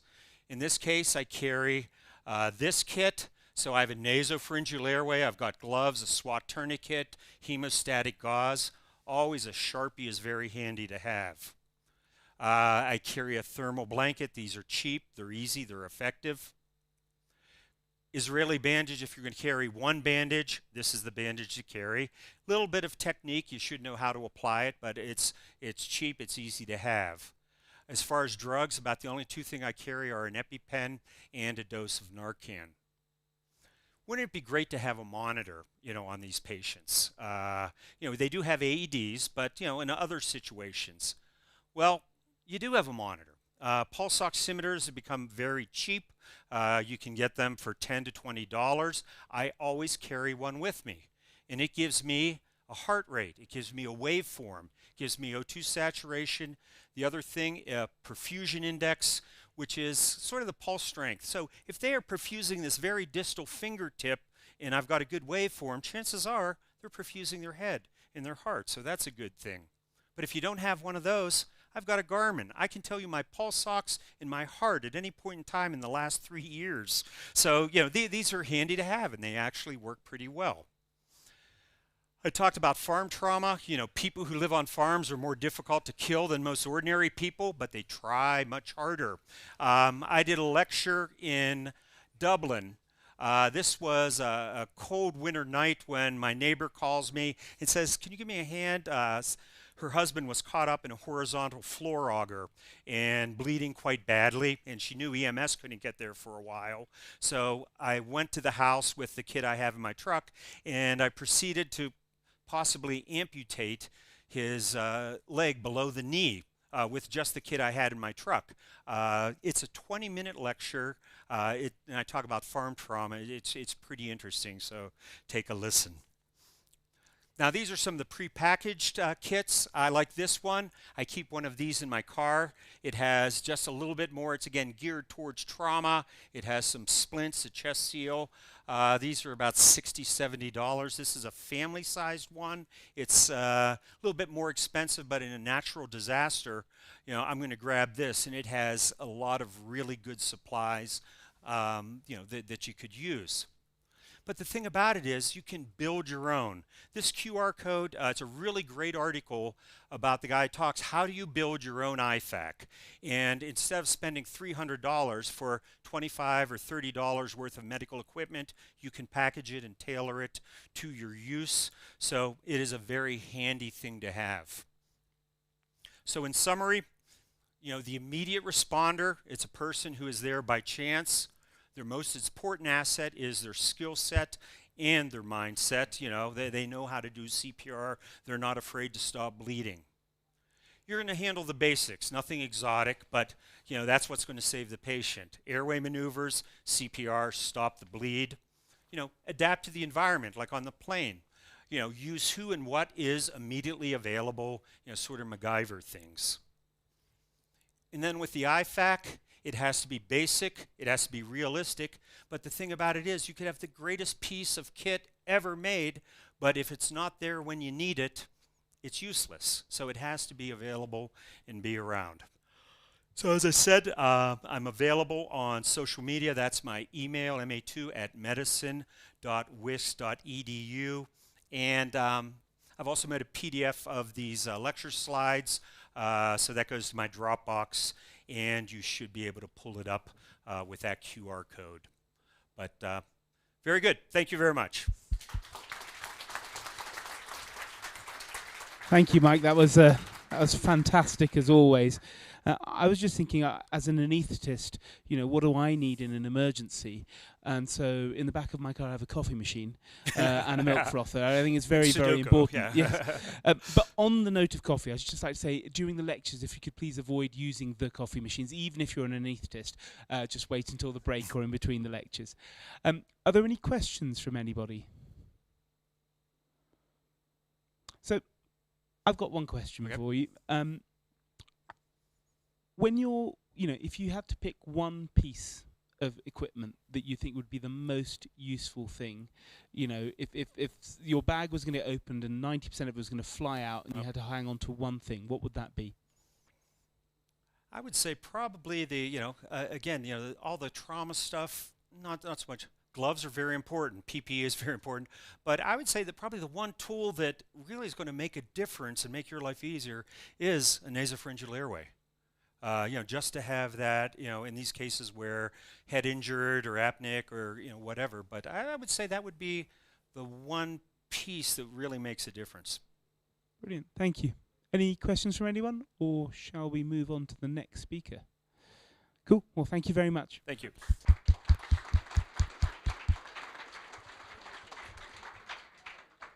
So, for our next talk, now, I just wanted to, in terms of the mix of people in the room, If you're an anaesthetist, could you put your hand up?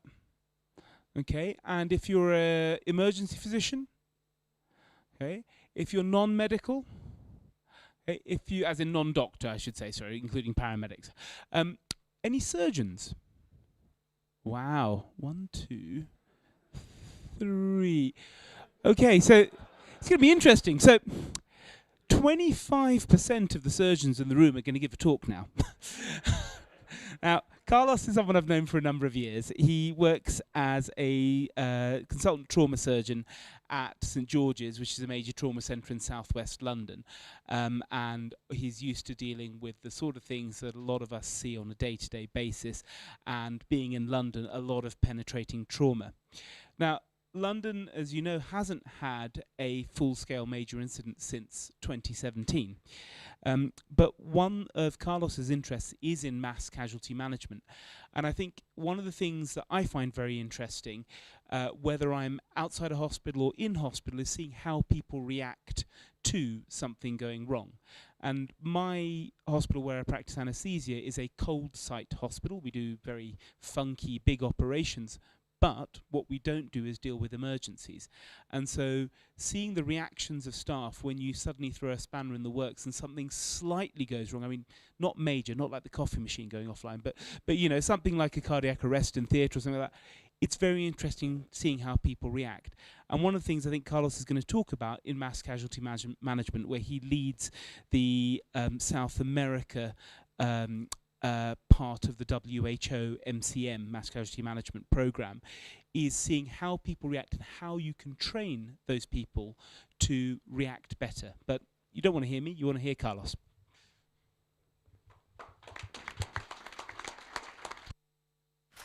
Can you hear me? Yeah, can you hear me? Yeah, good. All right, thank you very much for the kind introduction. Thank you for my colleagues, surgeons. Where are they? There you are. Good. So, yeah, I have no disclosures, but as has been mentioned, I work for the WHO Academy, which is a different thing than the WHO. It's like a new branch of WHO. And what is it? Is basically state-of-the-art learning center, and the whole idea is to bring innovations to global health. It's now under the development of, with the support of France, and started just in May last year. And the whole idea is that would reach millions of health workers and others around the world to get learning programs throughout the different modalities we have, so online, yeah, presence, and but better. I'll give the introduction video. D'ici 2030, 350 millions d'entre nous travailleront à améliorer la santé dans le monde entier. Nous devons être capables d'apprendre tout au long de notre vie personnelle et professionnelle pour atteindre cet objectif. L'Académie de l'OMS combine la science de l'apprentissage destinée aux adultes et des technologies innovantes pour concevoir des formations en matière de santé fondées sur des données probantes. Notre campus ultra-moderne, situé à Lyon, sera à la pointe de l'apprentissage interactif et immersif. Et notre plateforme numérique en accès libre offrira à un réseau mondial d'apprenants des expériences d'apprentissage personnalisées et des titres de compétences numériques vérifiables. Les programmes de formation de l'Académie de l'OMS sont conçus par et pour les agents de santé et auxiliaires de vie, les responsables des politiques, ainsi que le personnel de l'OMS et de l'ONU. Ces formations autonomes, multilingues et compatibles avec les connexions à faible bande passante vous permettront de contribuer à un monde plus sûr et en meilleure santé, où que vous soyez, et quels que soient les défis auxquels vous êtes confrontés.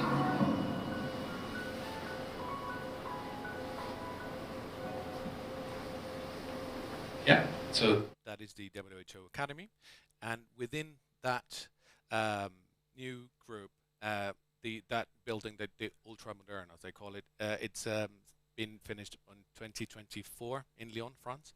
But in the meantime, this is already running, and this is one of the courses, which is the MCM, Mass Casualty Management Program. It's an injury. It's basically for ED stuff. So I know there's a lot of pre-hospital experts here, but this starts when the patient already arrives. So this is in ED. How to better manage these amount of people in the early stages of a mass casualty whenever it's been declared. So it has an online platform, so people would get the access to the information through online learning, and then they would have to visit. Then it's on present course where you would have different modalities with using the tabletops, which is this thing that you can see on the right upper quadrant. That's very surgical, isn't it? And that's where you have the that drawing there, and it's where you design the map of your own ED, and then you can do some exercises there on real time. So what would you be using? I'll go a bit more in detail later on.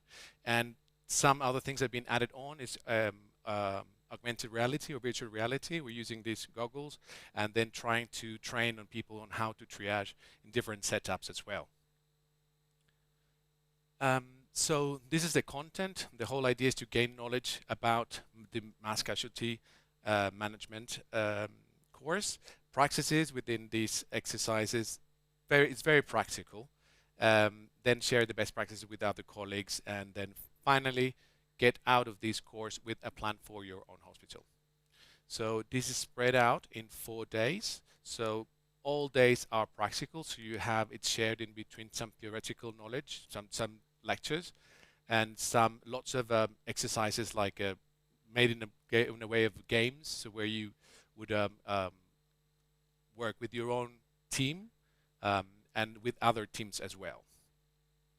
So basically, it starts by defining what is a mass casualty, and we know that when we have less demand, that we're fine. If we're kind of just equally, then we're just at the border where things can go wrong. And then a mass casualty incident, which is defined when you overwhelm that capacity, basically when you have more needs than resources. And why are we talking about this thing? Because this is a worldwide problem. We don't know when it's going to happen, where, and what is going to happen. Mass casualties can be natural disasters, could be conflict related, could be, there's so many. And there's no time when this happens to start improvising. So you have to have a plan that is well oiled, that everybody knows what they're doing, where you should go, what we do, what we don't do. And another problem is that sometimes this happens on an already stretched system. We have faced that now with COVID, which is kind of that, isn't it? It's like we're overwhelming a little bit with, we cannot match our capacities and our demands. And if you add on to some health systems that are already working on that border, and then you put on a mass casualty, then that's just a receipt for disaster. So basically you need to train, but you need to take into account some other things, like for example, the cultural setting you're at. Is there any pre-hospital? I know that here's a lot of pre-hospital people, but in some countries it doesn't exist. I do a lot of humanitarian surgery and medicine and global surgery, and the situations are so different that you would not imagine. It's like how different they are. How are they sourced in terms of resources, and what do they have? I would show you some examples, and I know that you're all well aware of these things, so hopefully would not stress you that much, but because I know it's on streaming, I'll just make that comment. Some of this could be a bit distressing. How do we play the video here? So this is Nice 2016. On the right side, you would have the description of what happened there. If I just play again. This one has no audio. The other ones do have it. So maybe you remember this thing. It's 2016, like a big truck went all the way. It was a vehicle attack. Apparently it was done on purpose. At the end of this, they end up having 84 dead, 434 injured. Pre-hospital system. They had an on-site triage. So that's a different system where they had people there and they were assessing people and sending some home already from the spot. So some people, most of them actually, didn't reach the hospital because they were triaged there. Greens, the people that were not very sick. this emergency unit as such has 100 beds. We need to pay attention of what is happening here. So still we do not have the first patient. And then they started having patients and the rate was 11 per hour. Look at the amount of people that is coming in. Still no one there. From those people, we don't know what was their role. Most likely, in many places, you would just show up because they might need me. I don't know. But the thing is that if all of us think the same, we just produce a lot of a crowd there. So the actual people that could do something would struggle. There's the first one. And you already can see the amount of people we have.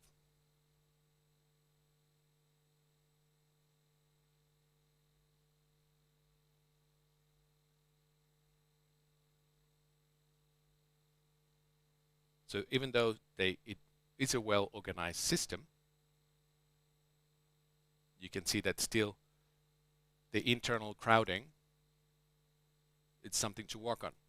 Let's go a bit more in detail with what happened in this one. And there's a very nice study. You can just Google it. It would show, like on NICE 2016, what we learned from this episode.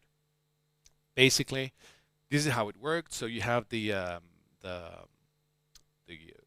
event at 22:40, and then you start having the first patient 1 hour later.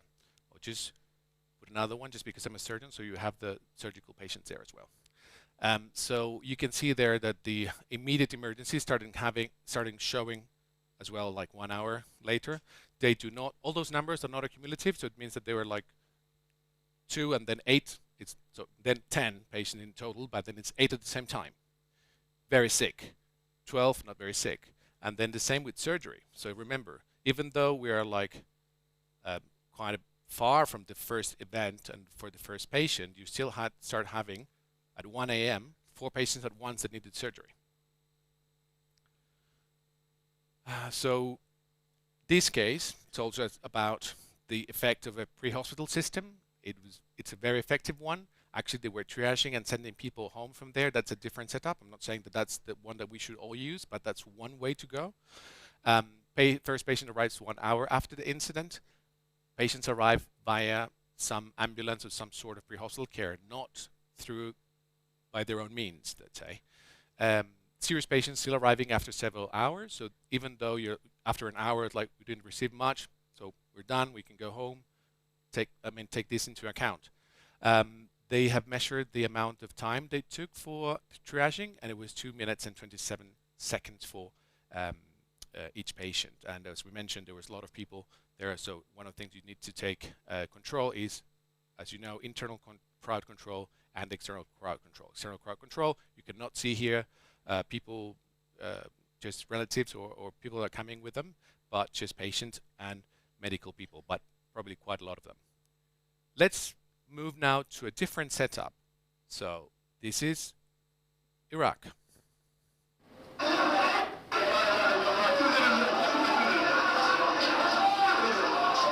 This is the real time. You see how many victims are coming and how many others are coming.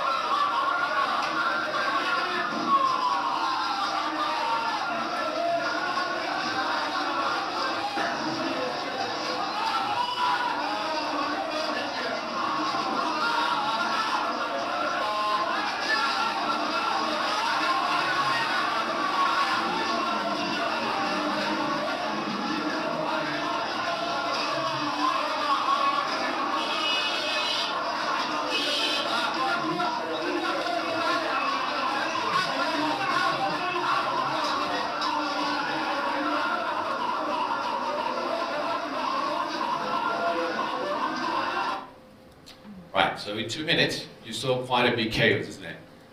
Very loud, lots of people coming, lots of people that were not patients coming in, all of them going into ED, A&E, EU, as the acronyms for the MCM, emergency unit.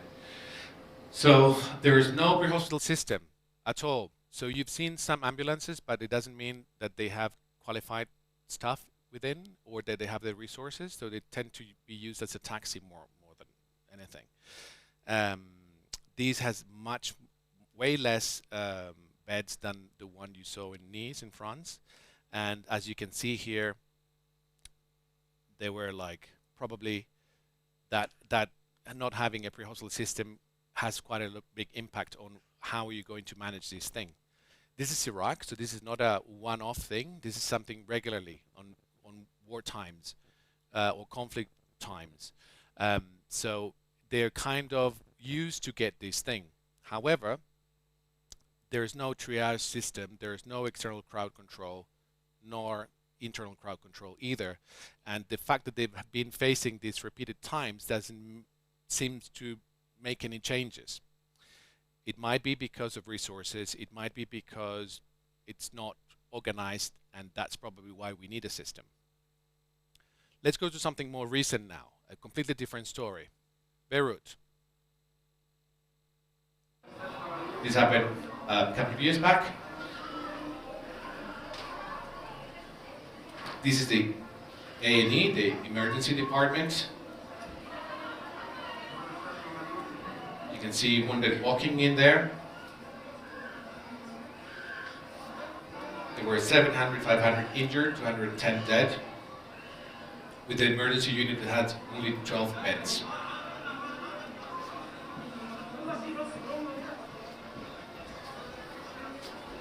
So basically, that is when your ED is a green zone. That's what you don't want. You don't want green people, green patients, within your ED. You want to have them in a separate place.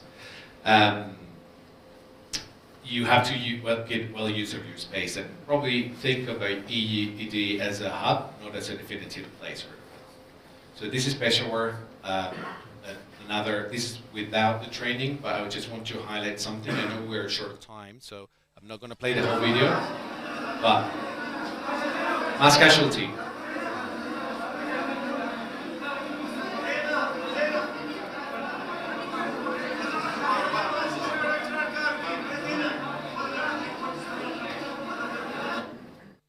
So I'm not going to play it again, but just I wanted to mention for the first thing that you saw, so CPR during mass casualty. So probably that's something you need to think about, and maybe that needs to be as well trained or teach. I mean, you need to teach that or include that on your what happens if someone within that comes into arrest. Are we going to prioritize this patient? Are we going to think maybe that's beyond what we can do? Because again, we're not doing that for each single patient as we normally would be doing, but it's a different situation, all right? Again, we have the effects of no pre-hospital system, no external internal crowd control, and all the stuff you don't know who was what. I mean, what's the role of these people because there were no ID. This is after they did some kind of training. They had a new ED with 100 beds, so they increased the capacity. It looks much more organized than the other one.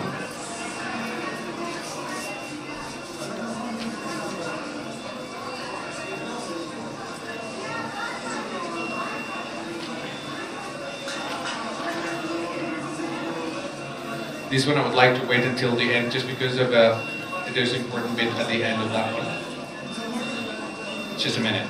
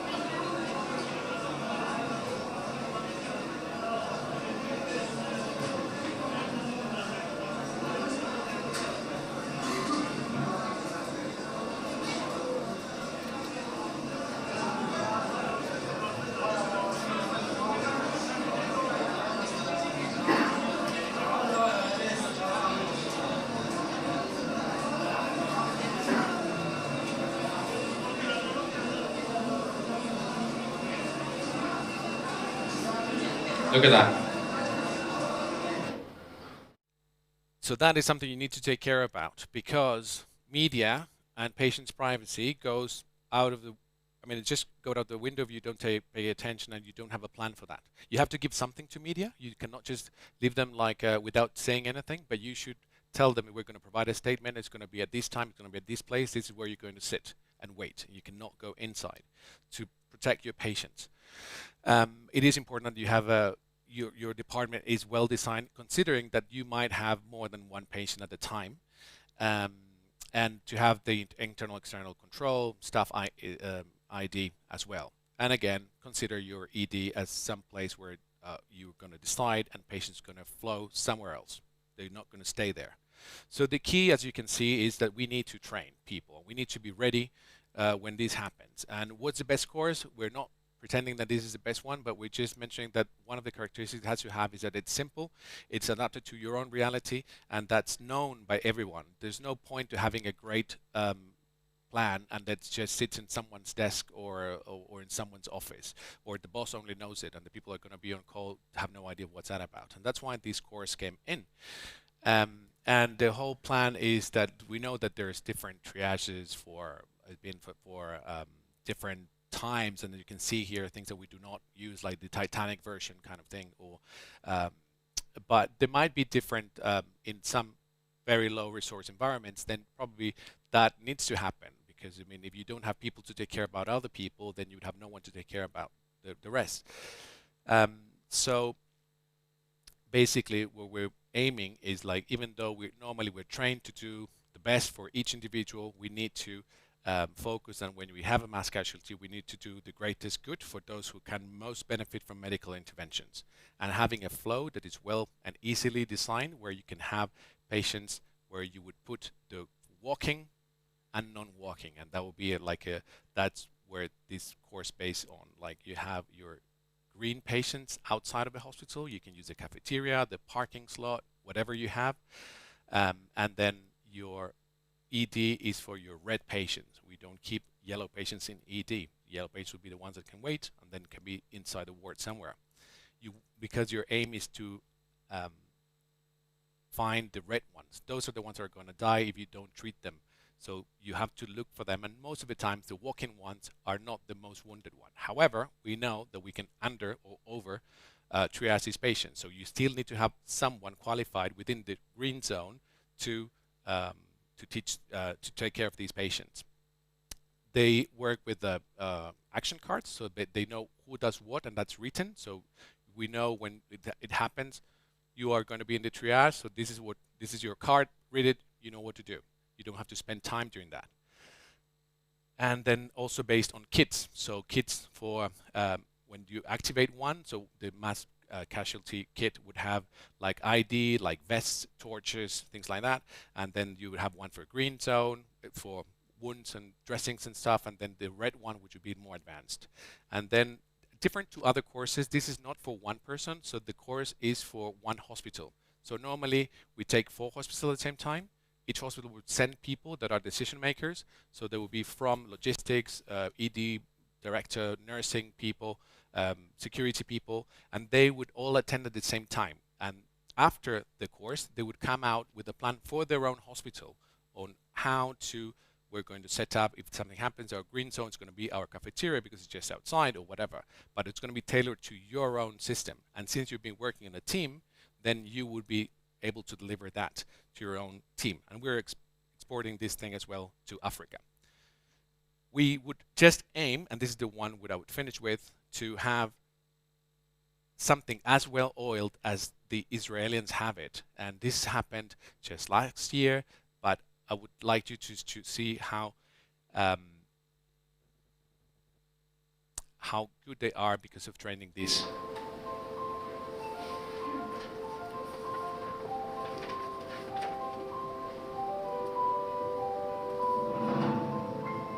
They've been activated, they have kits, it's removed. Establish a flow, that's all the ID kit there.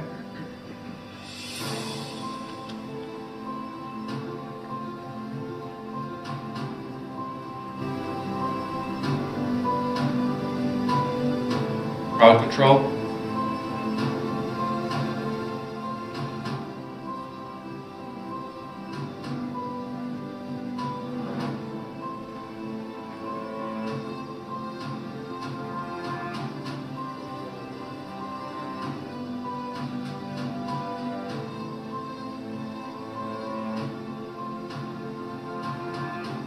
This is the first patient.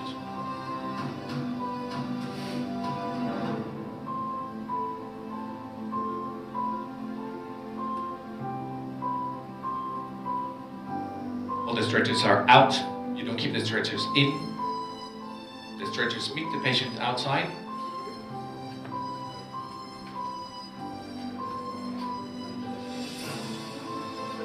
Patient goes in. A trauma team assess the patient.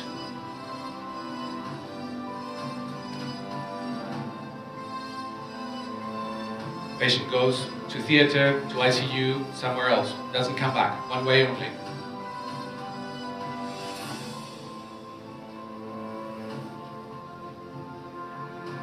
Next one comes, like a pit stop.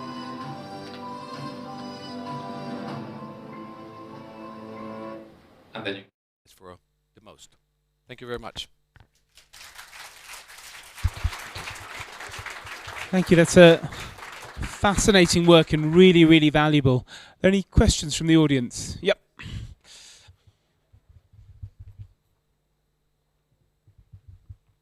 Thank you for an excellent presentation. Sandra, I work in Norway.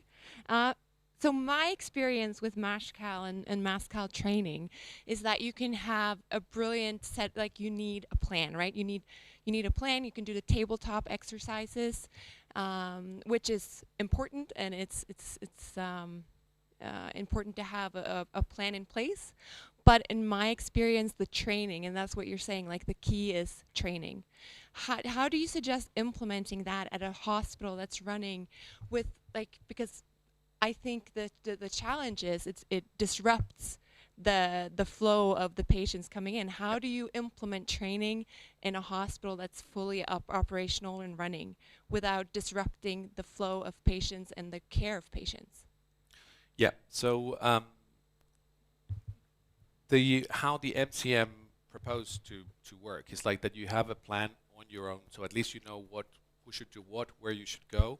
Because if you don't have that, people tend to crowd all in A&E. That's the wrong place to go, because that's the busiest place. And we want that to be the place to move people.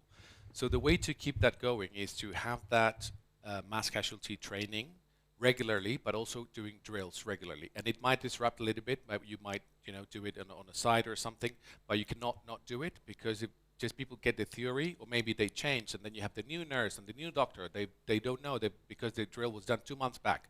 So then they would have to do this thing regularly. The other thing is to make sure that this is also checked, as we check the arrest trolleys regularly, that the staff is there. So you have your kits, you have your ID vests and everything, it's in place. The other thing that normally people forget is the ID for patients, how you're going to have a record of patients, and they need to have kind of a band or something. You cannot just give blood to, like you have to record everything. The only way to do that is to have the plan, but you would need to drill it. The MCM, after you do the course, they would allocate one instructor to that hospital, and that would follow you for the next 3 months.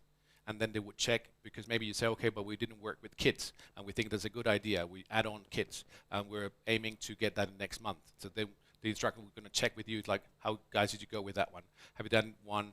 Have you done it? Run it again? Have you done a drill?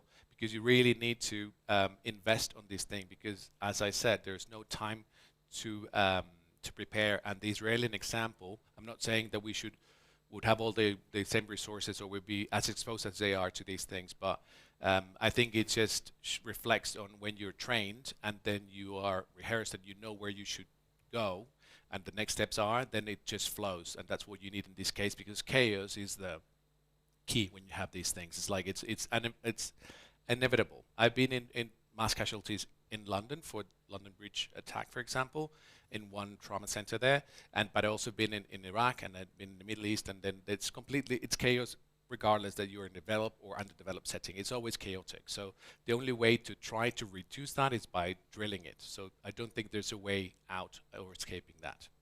By the way, mentioning this thing, this is the program that is set up in Europe. So if any of you, or you think that your country would benefit from that, just let me know. We just put in touch with the people, and then you can get straight connection from WHO Academy, and then they can organize a course for you for free.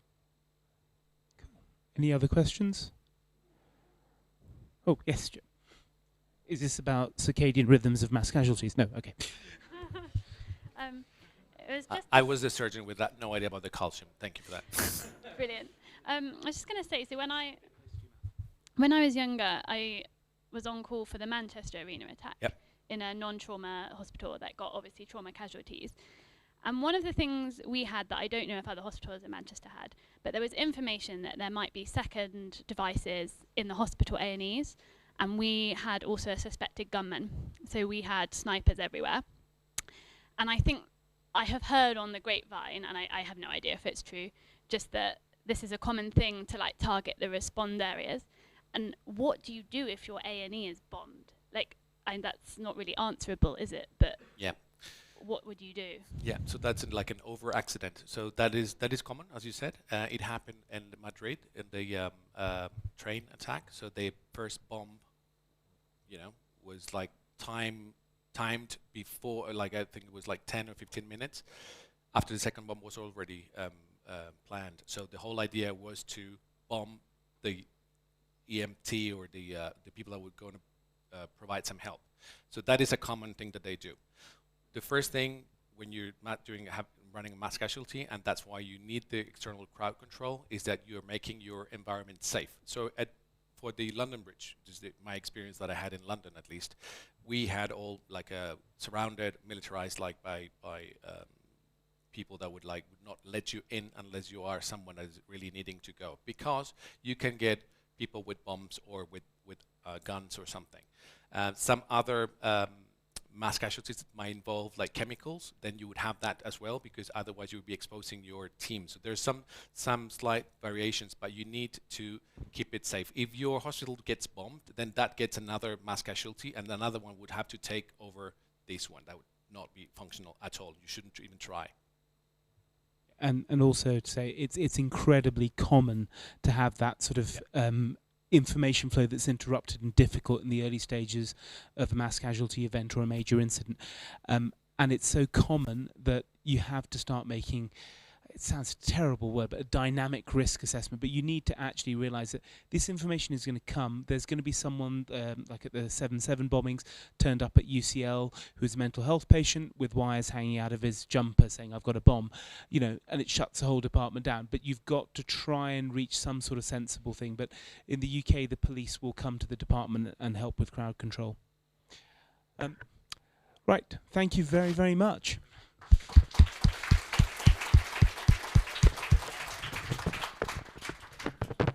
So the final speaker for this morning is a German anaesthetic registrar in paediatric anaesthesia called Anna Berkman. Have I said it right? Oh, sorry. I'm sorry.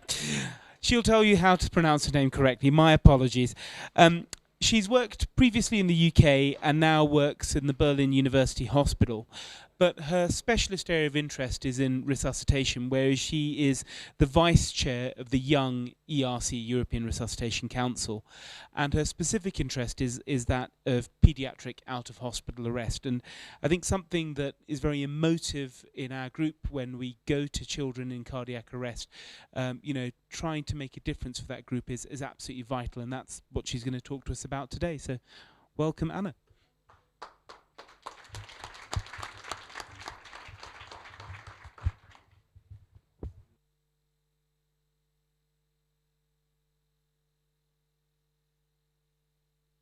Jesus, I think disadvantage is female, right? You've struggled. For the next year, you need to change. So thank you very much for the introduction. Thanks. And it's an honor to be here, to be honest. A couple of weeks ago, I didn't think I'll make it, but I'm glad to stand here and kind of listen to everyone's talk, be engaged in the conversations. And my aim here was not to try and teach you something potentially new specifically, because there'll be pediatric anesthesia consultant here in the room, far more experienced than I am. But to kind of trigger for the next couple of days the idea exchange, because we've got multiple of 100 years of experience in pre-hospital care and critical care in this room. And the benefit is that we have now also private time where we can further discuss anything I'm going to mention to you. So, I mean, we've talked about mass casualties and critical events and trauma and how we are thrown in as a private person into an emergency situation. Well, pediatric cardiac arrest is probably like a mass casualty event feeling for most of you, I assume. Correct me if I'm wrong. And before I dive in, the only non-financial confidence of COIs I have to disclose are written there. So my chain of thought was to do a bit of work for you, because I feel like generally I've read more than 100 papers the last 2 days to make sure I've not missed anything, and to save you literally a bit of time. But please don't ask me the specifics of every paper I'm going to quote, okay?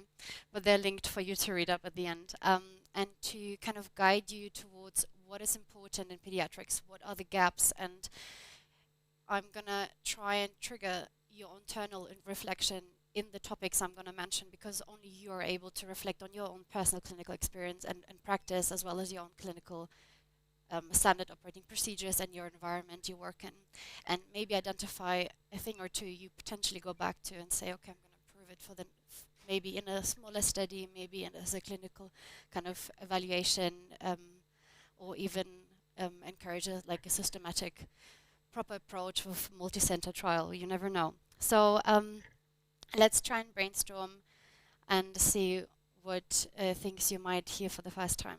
I've gone to Seattle to do the Resuscitation Academy, and they do preach a couple of mantras. And one thing is really important, because, I mean, this conference is one of the examples. We do believe all, I think, in lifelong learning, and there's no scope or limit of what we can find out and learn. In medicine, it changes so fast, you can't keep up partially. But they do say if you've seen one system, you've only seen one system, and I think does definitely apply to pre-hospital care and emergency medicine, because every single patient, as has been mentioned before by Leif and other colleagues, you have to tailor your medical care, and a standard operating procedure doesn't allow you the scope sometimes, so you do need to specify and kind of really consider your clinical practice. So why does pre-hospital cardiac arrest cause so much stress? It is high acuity. The frequency isn't as high as we know, and it does carry a lot of uncertainty. Partially, I'm going to go into a couple of elements later, limited by those small numbers that we don't actually fully understand what's going on, and that there's definitely far more that we have to find out to treat these kids better. And I also throw in the room that inexperience, because unless you are working with kids, especially in the neonatal segment and preterm deliveries, etc., they're so specific and so critical, and they have literally no reserves, and that's on the additional stress and it leaves a lot of room for error. So I want you to quickly reflect on your personal experience, and I'm just going to assume that at least every one of you has had an experience with a pediatric cardiac arrest or neonatal. And just kind of go back to the incident. And it doesn't have to be the worst pediatric cardiac arrest, it can be anything. But you just go back to that moment, maybe some feelings you've had, maybe a learning point you've taken away. And if there's been a time gap between the event and now, has anything actually changed in your clinical practice that kind of stops it from reoccurring? Have you done anything special in terms of treatment to maybe do something off-label or anything to actually save that child? Have you literally stuck and gone by the book, and it was this perfect cardiac arrest you could film and put in a teaching video? And did your patient, knowing that, basically reflecting on what we know about pediatric cardiac arrest and their poor outcomes, did that patient beat the odds? And I'm going to tell you a case I've been involved in. And it's I'm just going to do a snapshot, and it's not about kind of scapegoating anyone or normally pediatric cardiac arrests kind of go not by the book, and it's there's a lot of human factors and room for error. So I'm not going to mention the country, so it's not easy to rely on. But basically, we were secondary dispatched by ground-based HEMS in that sense. So you can imagine an evening, and it's summertime, and we were dispatched just to a adult cardiac arrest because there were some difficulties and the paramedic technician crew needed backup. Well, from the geographical point of view, the crew ready by that time has worked 20 minutes on site, and our travel time was around 18 minutes, so you can already think scene time isn't very amazing, and we'll see what we have to do when we get there. And upon arrival, you could see that image of a paramedic carrying that child lifeless to the ambulance, and we were all shocked because obviously that was a 2-year-old and definitely not an adult. And the second thing is that you could see a deeply cyanotic child, very chubby. It had already some dysmorphic anatomical changes from the kind of the facial features and the airway, where you thought, that's going to cause some problems.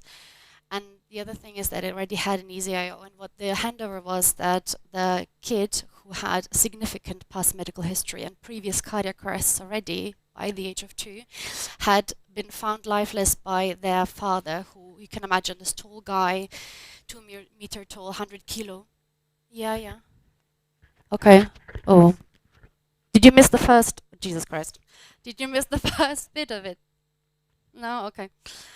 But that's I think sound-wise better. But basically, this adult in a panic state has resuscitated its child with its entire body weight leaning on that chest, and you could really see it indented. It was like that, and there was no because of the difficult airway presenting to us, the paramedics did struggle to ventilate, so they literally tried to do a scoop and run kind of thing to the next hospital, not waiting for the backup we were there for. But interestingly enough, the ventilations actually weren't the problem, and the EZIO placed, the child actually showed a PA like ROSC after being arrested for around 20 minutes. So it did start to beat the odds, actually, we know about what we know about pediatric cardiac arrests. And the child made it with normal SATs and still in ROSC to hospital, which is also surprising, knowing that kind of pre-history. The question is, and I'm going to come back onto that later, if you remember that child later on when we speak about some aspects which we need to discuss in pediatric cardiac arrest, have we had to resuscitate that child? Have we had to have measures in place, for example? Could we have changed something in the practice? Obviously there are, because I mean the scenario was completely chaotic. I mean there was misinformation, there was miscommunication from the dispatch center within the team as well. The kid itself had significant past medical history. There was a difficult airway. Would have been the mask or the kind of supraglottic device a difficult issue, and you couldn't have ventilated. The intubation would have probably been a problem, and that also showed an ED where the pediatric anesthetist tried 4 times and went down fiber optically. So there was suboptimal pediatric bystander Cpr in that, or like immediate responder in that sense, what we renamed the term.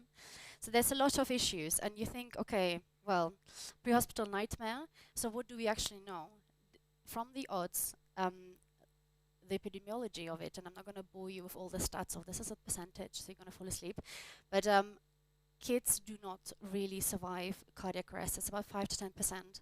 And of that, less than 50% have a good neurological outcome, so really need to improve. This is a subgroup where we can generally make a difference and save patient years, because there's no guideline to fit all. There's a big physiological range and there's big anatomical change which they undergo, especially from a neonatal to kind of an adult age. And there is a subgroup of trauma as well, where depending on where you are geographically, that will also vary. And not most, but about 50% are respiratory in nature described. And what we also know is that, I mean, the 2-year-old wasn't a kind of the cutoff, but the little kids do worse, and it's partially to their physiological little reserve they have.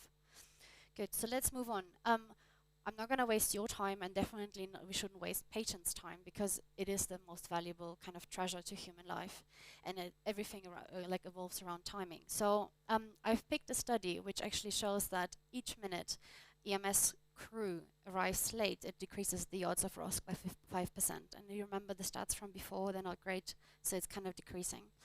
And the next thing as well is that it also decreases by 12% the survival to hospital. Another thing is, another paper described the fact that the scene time is another issue. So once the thing is you arrive on scene, right, and then you do your work at scene, and the initial pediatric cardiac arrest mentality was, oh my God, I'm going to scoop and run kind of thing. And it has been basically proven that it's an issue. And they have shown that if you, depending on which age group you're in, you will have a different ROSC ratio potentially depending on how long you're at scene, but they talk about 5 to 10 minutes. Well, if you really work a pediatric cardiac arrest realistically, has your case you've earlier thought of been 5 to 10 minutes? I don't know.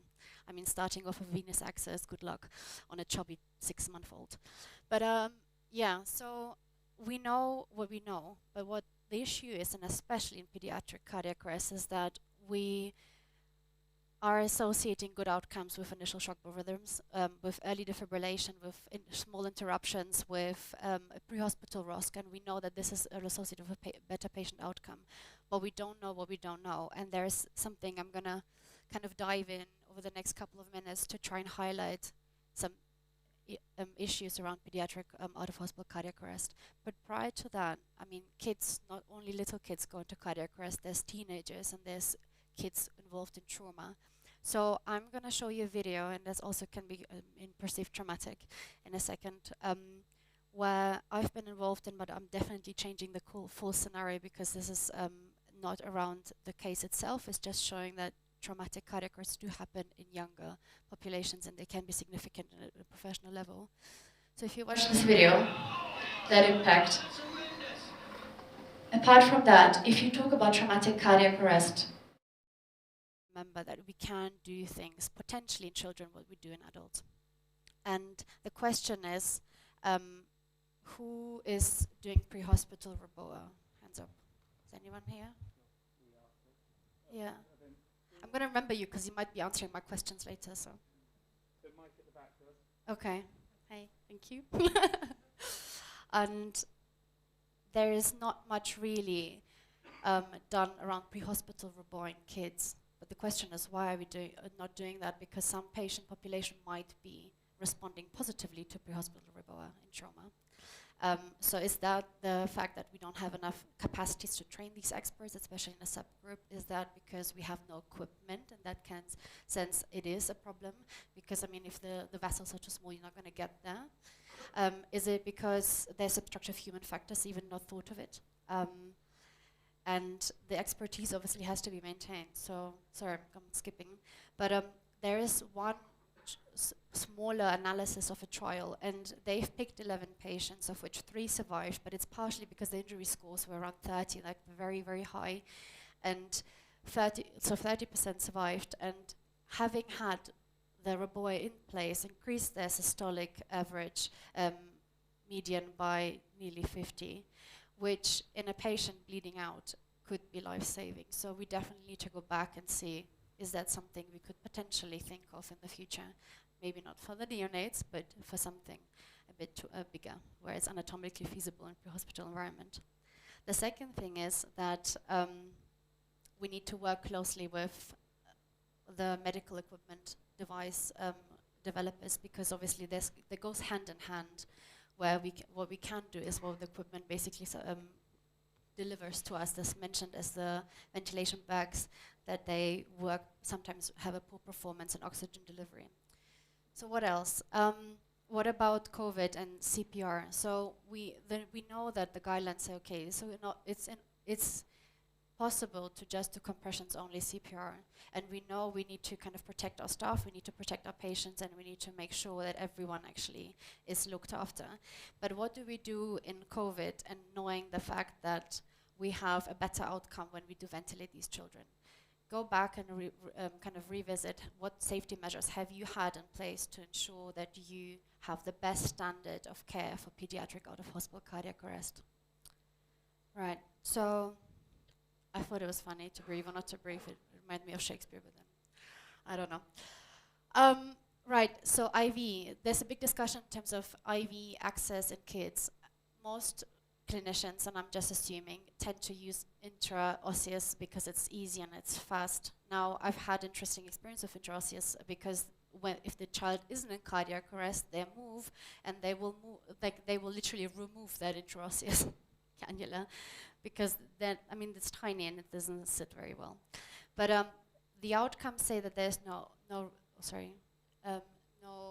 difference in patient outcome. But at the same time, if you look at other papers, patients who receive an intraosseous access normally are more critical, they're peripherally shut down. This is the reason why we are going for IO. So maybe we are missing something. Yes, maybe physiologically, depending where it's placed, it has a short route as well, so we know that anatomically it does differ. But I mean, for adults where they're thinking about ileum, etc., is your trauma proximal to your intraosseous needle? In some cases it is, then it obviously is completely senseless. So there's lots of issues around IO, especially in cardiac arrest. So the next thing is a case report which isn't mine, or it's been published. And I'm going to be really quick because I've got literally 5 minutes.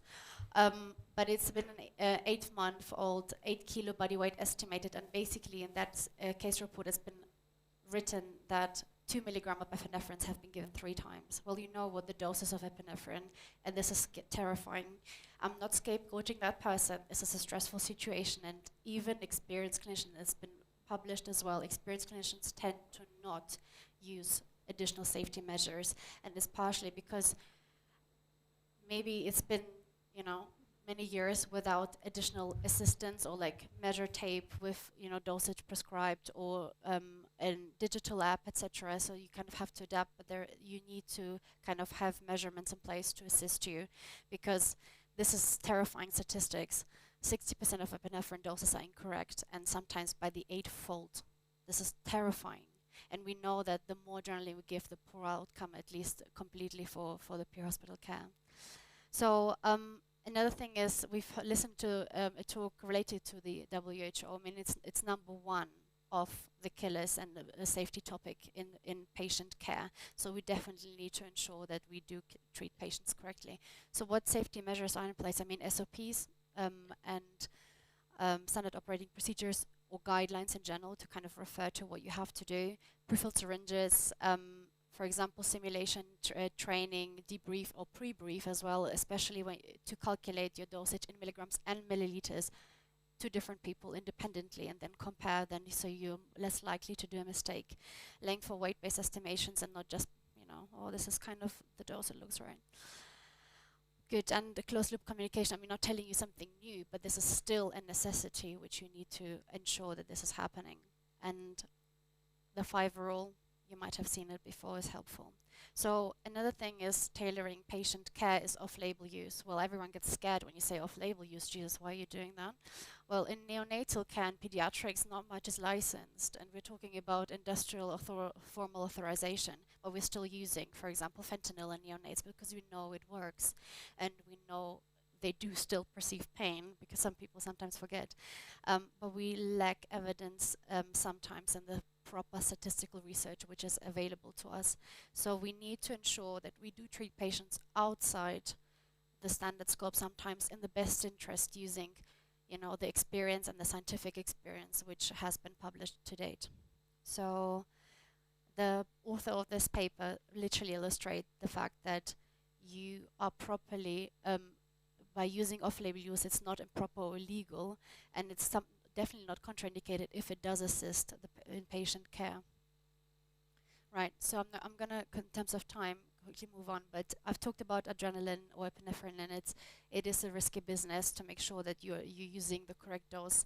And there is a debate. It's been, in the last couple of weeks, it has been published letter to the editor and reply to the author of that letter to the editor, where there's a discussion in terms of adrenaline use, and that there's a need for further trials to identify the maybe intervals of adrenaline application, the dosage, etc., because we literally don't know. Good. So the main aim is not to do harm. The next thing is, if you have video assistance, and we use a lot of simulations, right, to improve patient care, can we take that into pre-hospital environment, especially around high critical incidents, around pediatric cardiac arrest? Can we do not telephone CPR, but video assisted CPR to increase our team performance? Something to consider, because this has also been shown to make a difference in quality of care. Right, so I've talked about a critically ill patient in pre-hospital care with the, you know, the 2-year-old with the potential very poor outcome, and I mean, its neurological outcome was poor to begin with, and it was probably not great after. But termination of cardiac arrest is a very sensitive topic. I mean, it's a sensitive topic in adults, but when we talk about little children, it gets something to, I'm taking him to ED, they have to call it. It's probably a thing most people do. But do we do harm by doing something like that? And for predicting termination of cardiac arrest, I'm throwing in ideas to kind of discuss. I'm not saying this is right or wrong, but there's a study which shows that, for example, drowning is a misclassification for the kind of guidelines exist. I did a fellowship in Maryland, so I've kind of looked at their guidelines, and they do exclude drowning or pregnant, as well as pregnancy, obviously, but it's not pediatrics. But you have to ensure that your kind of guidelines really fit your patient population, and that you do not do any harm, and you do not transport any patients. For example, PICU data show 60% are then turn off their life supporting elements within 24 hours, which is super early. But then what did we do in good for that child in that sense? It's a very and also for the parents sometimes. Sometimes people want a lot of intervention, sometimes that adds another trauma, the whole scenario of resuscitation and transfer to a hospital. So it's a mental shift. It's definitely up for discussion, that we need a lot of research. Pediatric ECMO is another thing, especially in out-of-hospital cardiac arrest. In terms of time, I'm going to kind of skip on. But what we definitely need for any intervention is prognostic factors, and that's where the lack is. There's a discussion about CO2, its correlation. Some services use CO2 as a predictive factor, but there's a lot of publications showing that spikes or really low levels of EtCO2 are more prognostic than kind of a median value, or that it shouldn't be used, especially by the ERC guidelines published last March, that it shouldn't be used to kind of prognosticate an outcome, as well as pH, lactate, bicarbonate, base excess, what sometimes is kind of in the back of patients' minds. We need a multi-system approach to value and kind of reevaluate the balance of all markers, including specifics, which you can potentially take pre-hospitally and bring to the critical care after. But with any value, especially in kids with a little blood volume, there's high room for sampling error, and that you might not be reciprocating the results you found, and they might be crucial for predicting a patient outcome. Good. So linking data is an issue, and we know that, and the fact that we need to stop segmenting, as what cardiac arrests and hospital registries and studies are doing, to kind of link and to critically evaluate, can we apply the knowledge and kind of takeaway points from area A to area B? Does that apply and correlate with clinical practice in my EMS system? And the transferability is really a critical thing. So it's everyone's responsibility. Measure what to make sure that you know what you can improve, because unless you measure it, you don't know. And be critical to your own clinical practice. Thank you. Thank you. Thank you so much, Anna. Sorry to hurry you along, but no, it's okay. In the interests of time, we're not going to do questions now. But what I would say, that one of the great things about this conference is that Anna is here. You are here all week, and these conversations can continue in the bar this evening. Now, right now, some of you want to go and ski and board. Some of you would like to do the ultrasound, which is like skiing but with ultrasound jelly. And it's 12:30 here.